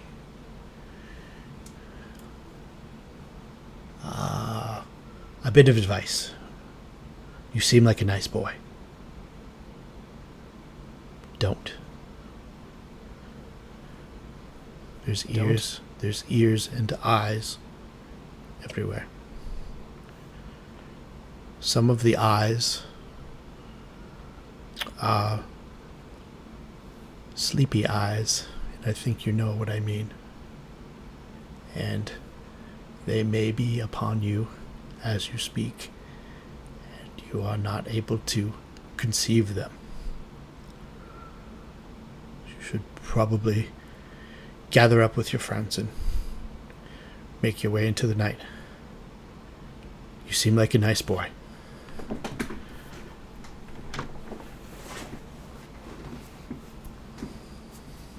Before we do, I'd like to ask, seeking information on the book, and I'll describe it. It's X big and hand span of whatever, and has block. I'm willing to pay for some information leading to me finding this book. You can do a sense motive. Or Asami can do another sense motive. When you describe... Books. No big deal, right? Yeah, cares about books. Hey, look at that. Okay. So when you mentioned the book, he shoots you a look right away, and then he immediately kind of catches himself. What do you... I'll what? Lean into him. Let's see. It'd be a mixing games. I don't have intimidate.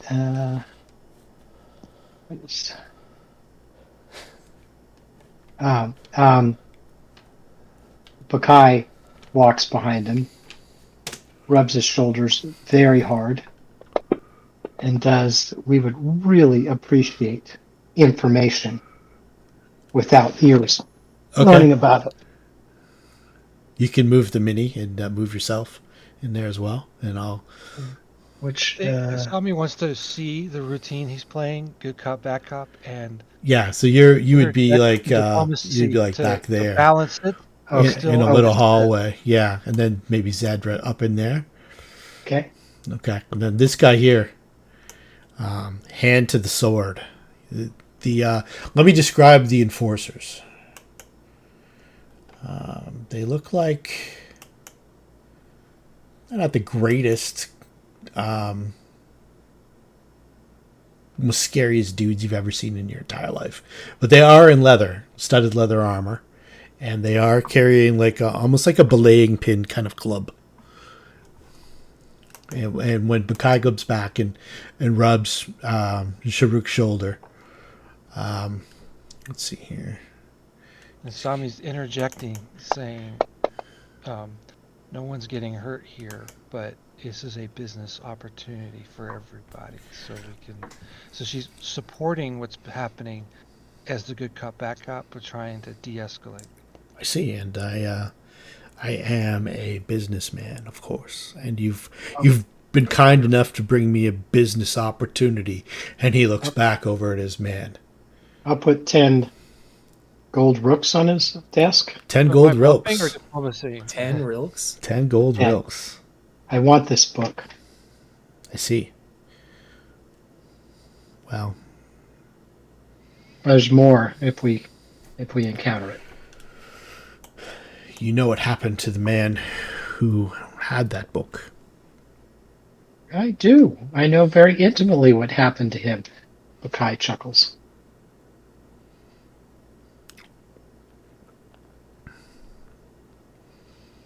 And as you do, your skin begins to crawl.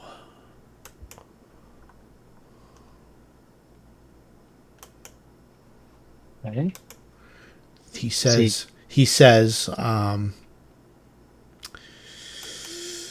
Frell Sarini came to me with a business opportunity, a book that he had stolen, and a key that he had stolen. He wanted the king's ransom for it. I told him I could not afford such extravagant prices for items I was not interested in. I suggested perhaps he go see the cripple, Carrington, I believe her name is, up north of the in the night market somewhere, some sort of soothsayer of sorts. She babbles her little prophecies and stuff like that. She might have coins squirreled away for such esoterica. I also suggested the madmen over at the Reality Wrinkle, though I understand they came to a bad end. I suggested that Perhaps they might you might seek out the purveyor of books at the Winding Way, another bookseller over near the night market. But I told him specifically that he was not a wise man for having brought the book here, for the spider wished it. And the agent of the spider is gazing upon you now. And I'll take your money and you should walk away. Did I understand the guy still has the book? Is that no? I took from that? He says the spider has the book. I do not know her name. They call her the excommunicate. She was a high priestess of Mog. She is now something else. So this I is tell a you, babbling lady. yeah, I tell you that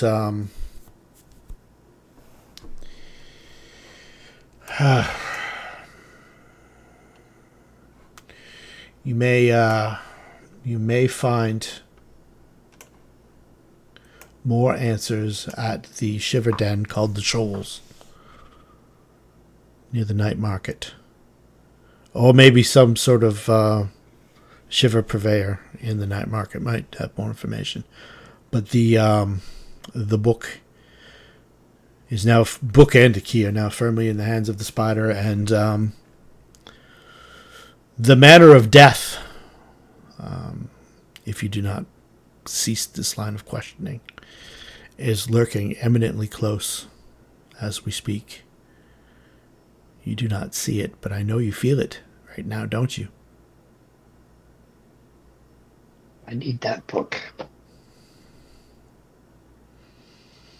In the wrong hands, you know what it can do. I do not. I don't know anything about it. I only saw it. I saw it. I could not even open it. I did not read it. Did not want any part of it. But the spider wants what the spider wants. All right, so we need to go to the troll. Is that it? Or the lady, is she in the alley? Did I understand that? The Shoals. He described a place called the Shoals. You're not 100% sure what that is. As I said, it was a Shiver Den.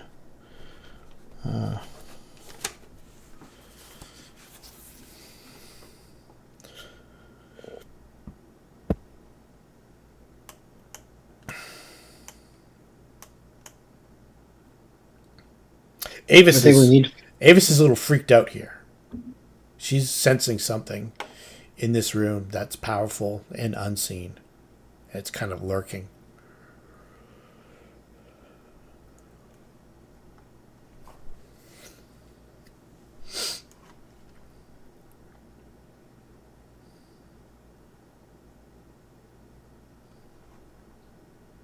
We need that book.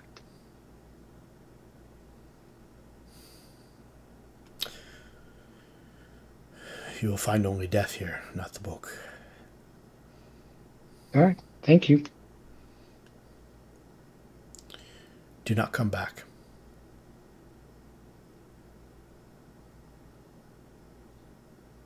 I'm good. Anybody else? I think we got what we need. Okay. So the guards have kind of gathered up a little bit. There's a few down at the bottom of the stairs and stuff like that. And they see that you guys are peacefully leaving. So as Arthur walks back through that little narrow hallway kind of thing there, his skin just crawls. It's like that sensation where it's described as somebody walked over your grave. You get that kind of shiver. Arthur gets it. Specifically Arthur.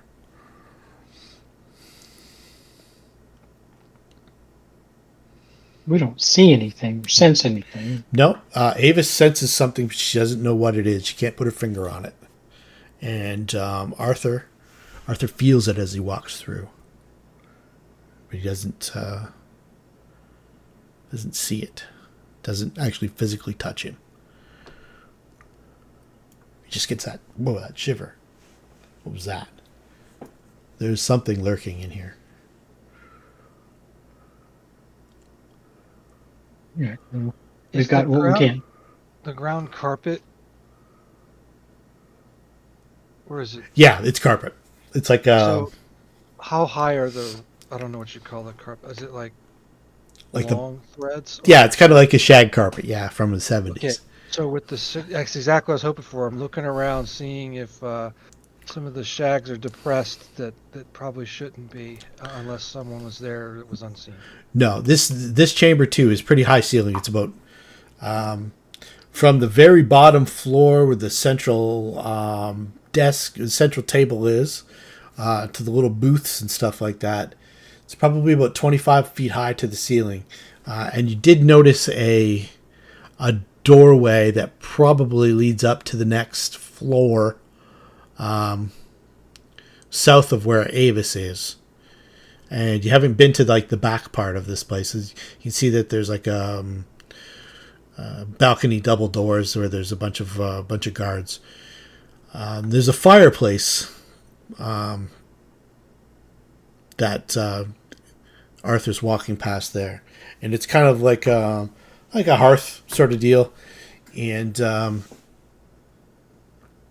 the chimney goes all the way up through the ceiling.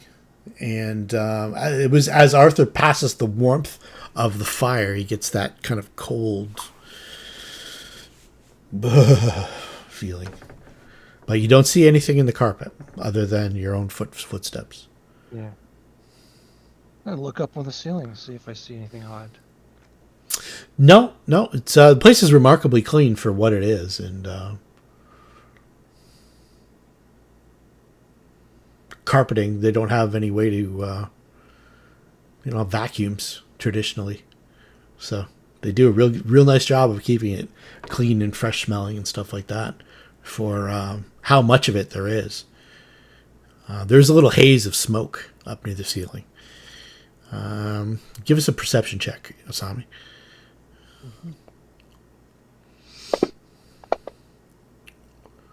Not terrible for her. No, it's not terrible at all. And as you look up, you kind of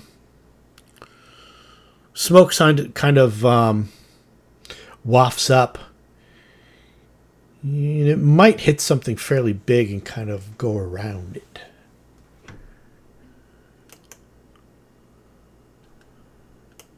Almost like there's something unseen.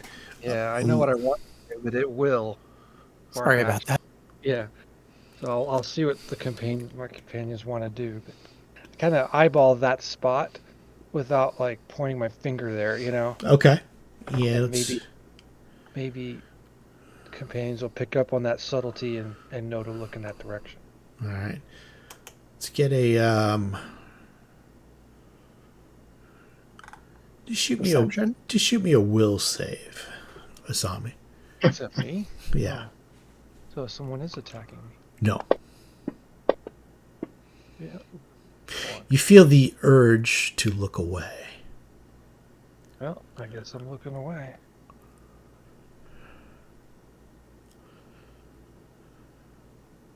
Does that apply to everybody who tries to look? I don't know if anybody else has tried to look up there. I say, you guys were kind of on your way out. Would knowledge planes help in any way to see if there's some sort of corruption from another realm here? There isn't anything specific. Okay. That you've physically seen right now. Sami's shoulders feel kind of tight, so maybe she does this big, huge arm stretch and sort of like points her hand in the direction she's not looking. Okay, so when you do that, the smoke itself kind of coalesces a little bit, and it kind of fills that space. Oh, it moved. It moved incredibly fast and somewhere else. Arthur, that creepy feeling's gone. How big was it? One square or two square? Like two 2 Like, squares for large, sure. Large, long, something like that. Yeah, like large fat. Okay. Like it was like a big cauldron kind of size. I don't know how to describe that.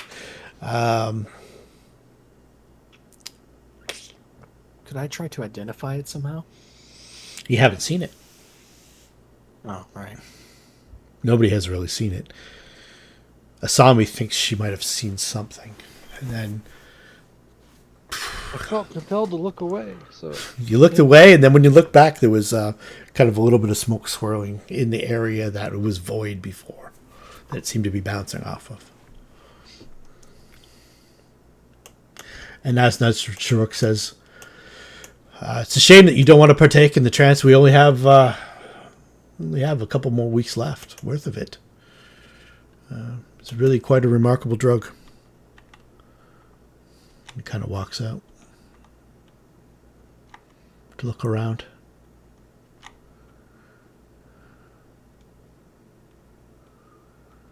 Although you never came here with that in mind, did you? I appreciate you paying the entrance fee. It means you're civilized, and perhaps we can do business again in the future. Arthur. And Zed. Yeah. I know you'll find your book. It is around. It is around. The information will be compensated. If I knew more, I would gladly cash in. Okay. Tell them you can find me at the Bad Luck Casino, whatever it is.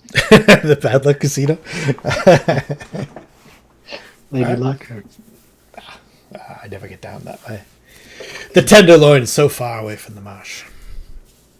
I have business to attend to. Yeah, we're...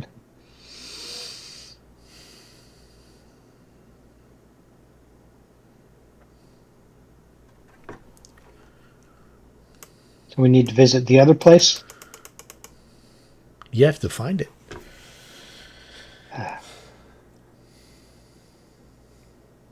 I don't know if anyone's ever heard of the Shoals. Was that a local? He said it was a shiver den called the Shoals. Right. But if we've heard of it, that's a knowledge local, right? Yeah, be knowledge local. Yeah. So you know it's in the night market. Up by the night market. Somewhere. He tells you that it's... Nope. These drug places, Asami's like clueless on. He says the... do you need directions? I'd like Yes, to take, please. I'd like to take 10 on that to find out anything else about it. That would give me 21. Okay, 21. You've heard of the Shoals, unless you're purveyor of shiver, and you're interested in prolonged shiver jags. You probably don't know where it is. It's fairly new, Okay. but it's definitely in the Marsh District. Asnan Shuruk says for another 5 gold rooks, I can give you directions. For another 10, I can give you a recommendation. Done. And could you do both for 7? I like you, he says. Somebody's already said done. No, he points specifically to you, Joe, and your turban, and he says, I like you. He says he walks over to this little desk here. And behind it, and he pulls out a strip of paper. And he says,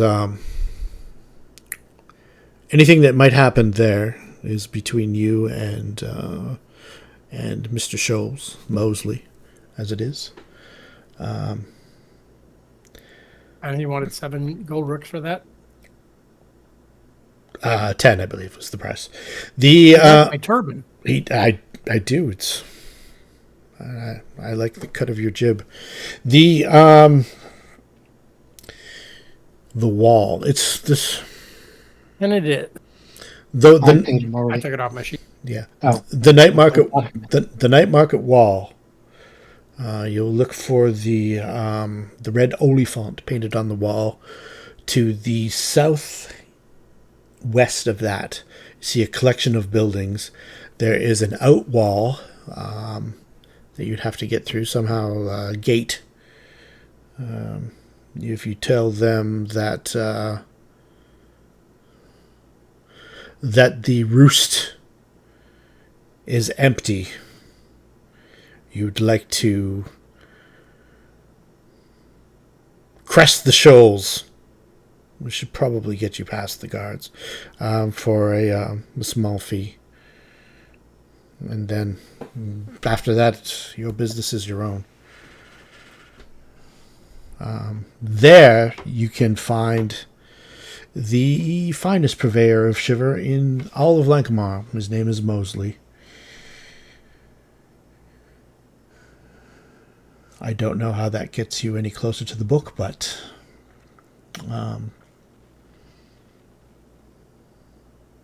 the spider lurks, my friends. These spiders' webs are everywhere. And he collects up the money and writes down, Mosley, these ladies and gentlemen were inquiring about you. They believe they may have some business with you. And then it's just an A and an R, and he sketches out like a little chess piece, like a rook. Hands it over to Arthur or Zed or whoever's closest. Okay.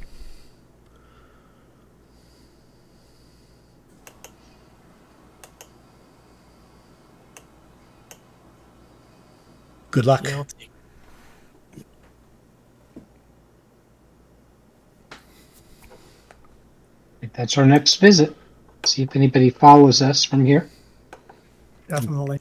Okay. So when everybody's out, the door locks from the inside. I will have to clear the... Yeah, as we Party. leave, there's a dour look on Arthur's face. Is there? Mm-hmm. What's that all about, Arthur? I do not like those people. I especially do not like how... Doesn't know if he could fully... He's trying to articulate how he's feeling, but he mostly gets across that he very much does not like these folk. Okay. Asami says there was a creature on the ceiling. I couldn't see it, but I could see its presence. Yeah, The, we could see it in the smoke All the more when I- reason we should destroy these people at some point. Let's get the book, and then we can ransack the place. Since you guys are making your way down the settle for stairs and in the alley, you're having this conversation. The door is locked behind you. And we have some stuff goes on. roll out the red carpet and throw us a party? I think so, yeah. Yeah, have a parade. I want nothing more than to destroy those people, but there are far too many of them right now. So let's put you in the alley right now. And let's see here. You guys can arrange. Let me. I'll throw you guys on the map.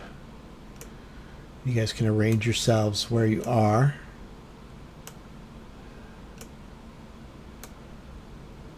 And let's see here. I think that should be everybody. This is the map that we are discussing. And let's see here. Let's get rid of that.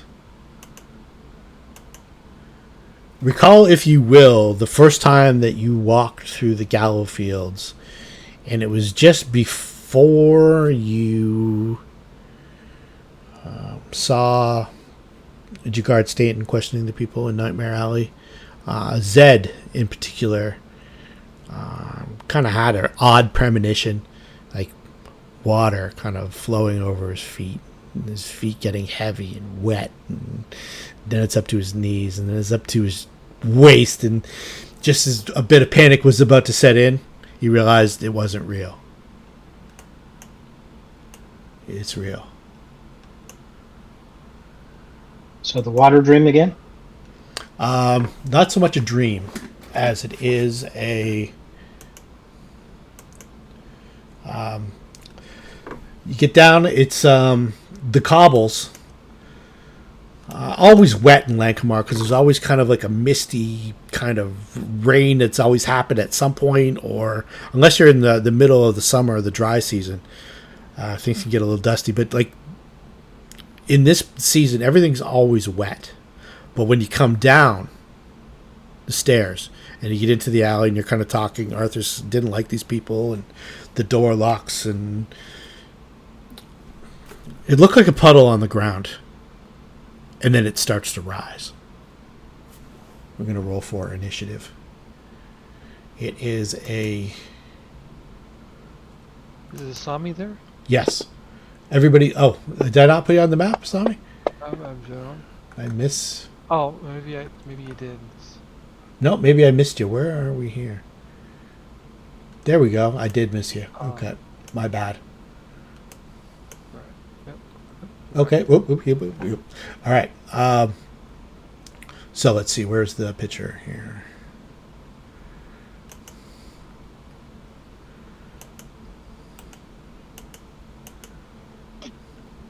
Rising up from a puddle.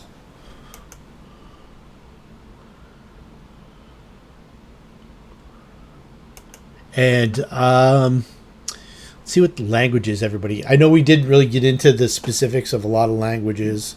Maybe have anybody have higher than 10 in knowledge planes? No, we're not 10th levels, but we can't. No. I mean like 10 total. Total.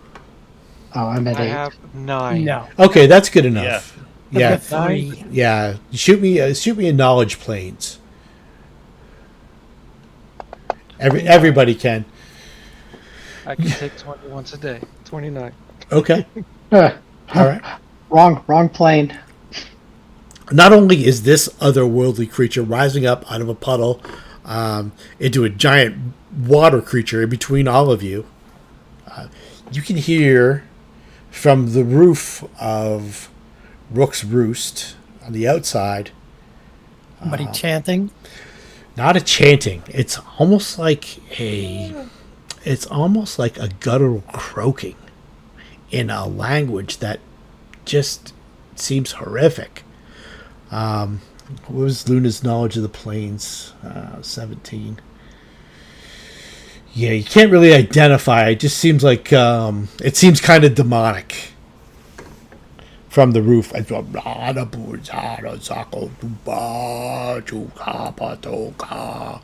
Jabba the Hutt on just like acid. It's kind of vibe. We've got initiatives from looks like everybody except for Avis. I don't think I rolled it either. Okay, and Joe. We got let's just start here. We got Arthur, we got Zed, we got Bakai, Sami, Luna. Did we get one for Luna? Initiative. I think we acknowledge the planes. There we go. Oh. Ooh. All right. I believe we are where we are. All right. So something on the roof, you can't see it. The roof is about 35 to 40 feet up. You can definitely hear it. It's not trying to disguise itself. It's unnerving how loud it is. Is it a person's voice or is it a No. monster? It's a monster, 100% a monster. Maybe that thing that you guys were feeling on the inside. But anyway, first and foremost, there's this creature in front of you. Knowledge of the Plains Luna got a 17. And Asami... 29, so it took 20. Okay, you took 29 on with the creature in front of you or the chanting on the roof? Or both? Or can you do both? I guess I could take it once per day at this point in time, so I guess we'll do the creature.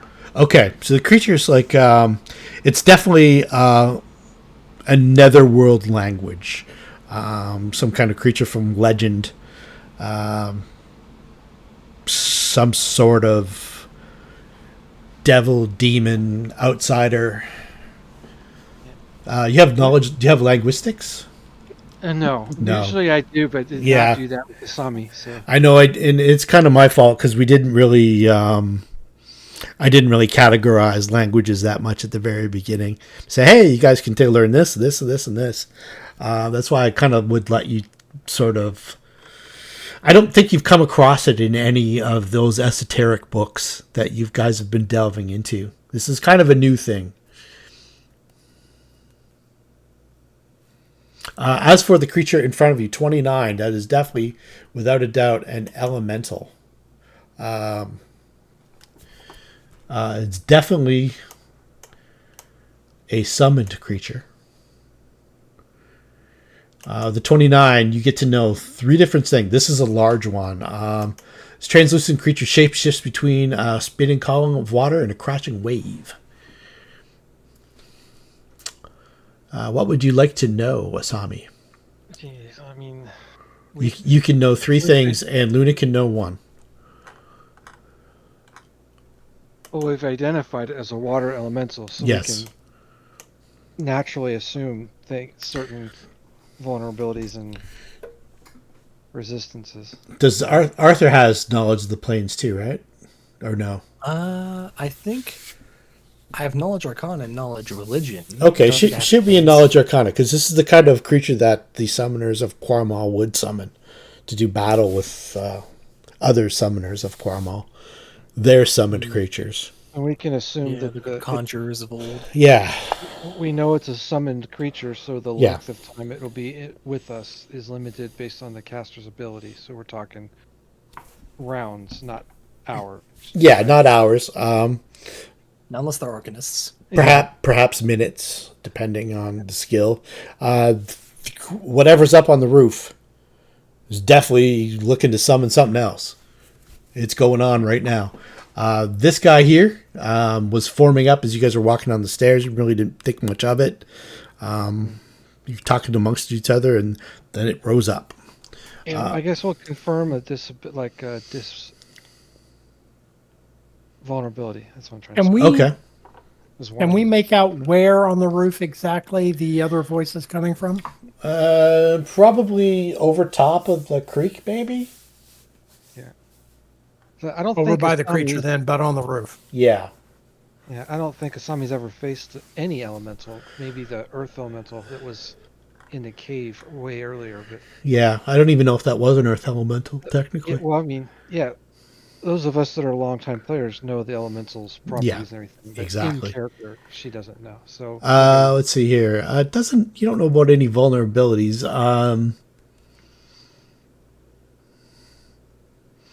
It is a creature of water. You know that Avis is a creature of earth. She might have special powers against it. She might be able to unleash some kind of unleash some sort of earth magic on it that might have an effect on it. You know that on dry land, which is it is right now, it is less powerful than it would be if it was on water or in water. There's a water that goes along this. Yeah. This area. Yeah, if it had waited till we went around the corner, it would be more powerful. Well, I don't. Yep, it would, but you probably aren't going that way. Yeah. The way you were going. How tall is the building the chanting's coming from? Yeah, 35 or 40 feet. 35 or 40 feet. Depending on which part of it. That little awning. I was going to say that little awning next to where Joe is. That's about 35 feet straight up, and then it's about another 5 feet to the one at the top. The oblong kind of building. You get two more. The voice is coming from the left-hand side of where the creature is, right? The right-hand side. Over top. The right-hand side. Yeah, over top of where the creek is. Oh, over by where the creek is. Yeah, okay. on top of Rook's Roost. What's that? It's not my turn, so I guess I can't ask. No, you can definitely. I was going to ask, what's the quickest way to get up there? Because I don't know how... back up the stairs and then climb up, probably. Yeah, where's the stairs? Is it back where we came from? Yeah, it's up the side of this building here. Did you point somewhere on the map? Where? Yeah, I did. Did you not see the pointer? Right beside you? Arrow. It's the arrow. The same color. Just an arrow. Yeah, that's where the stairs go up there, and the door is right here. Oh, there it is. Okay. Yeah. Door is right there. It's the flight of stairs 20 feet down. It is. We have 10 minutes left for tonight. Is that right? Yeah. Want to put a pin into here? You have. I think that's a better idea. That's probably not about it. Yeah, this is kind of heavy. Before we do, though, you still get 2 more things, and then Luna gets to know a thing as well. So vulnerabilities, it's not an earth creature, so maybe Avis's earth magic might have some kind of power over it. What else would you like to know? Spell resistance?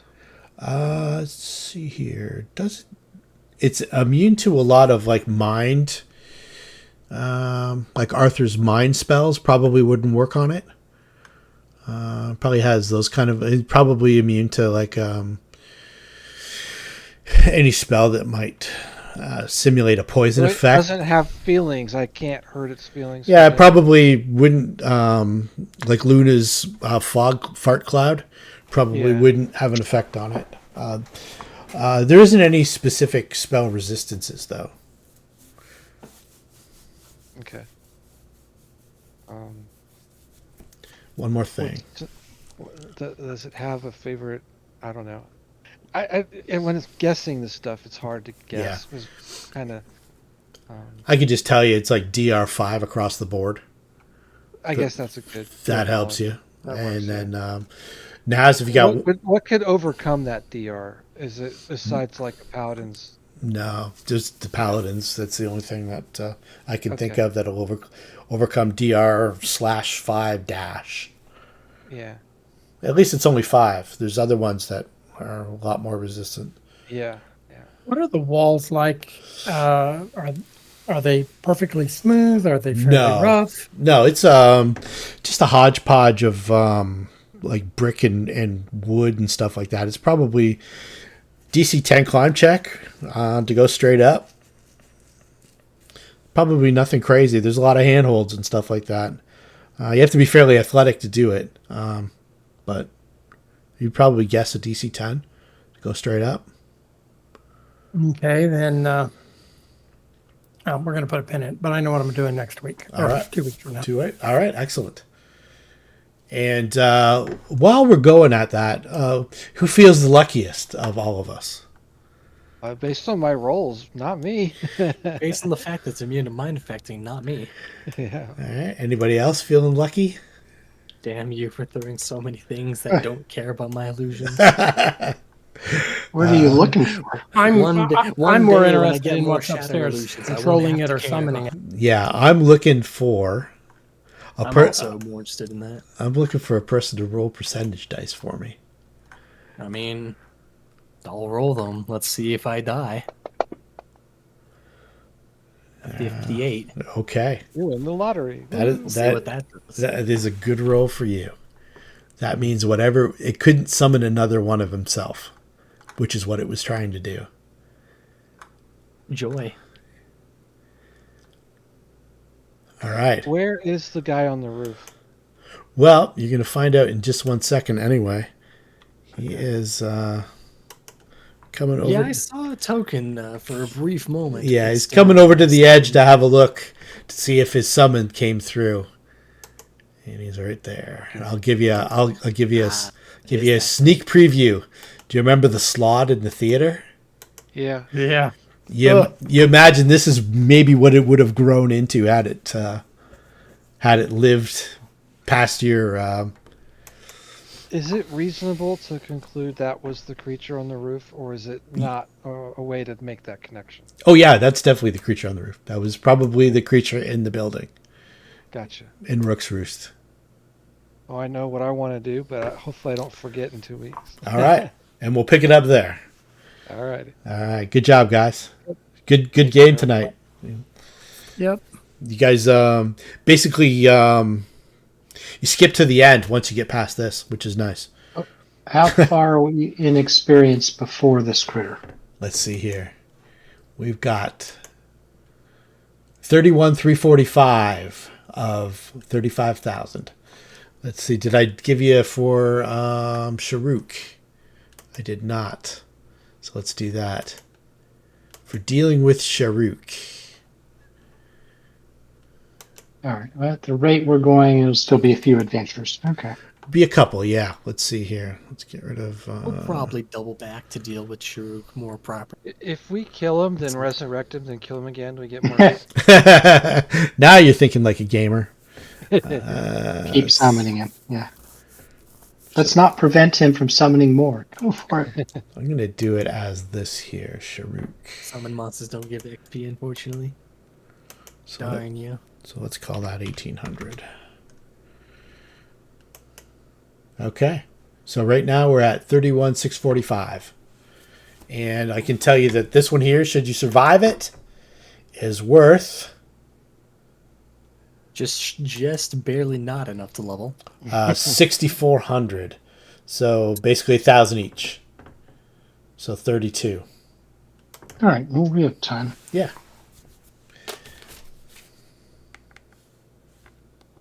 Awesome. Catch you guys next time. All right. Yep. See you in two, Time. guys. Good game, everybody. Yeah. Yep. Take care. Eh,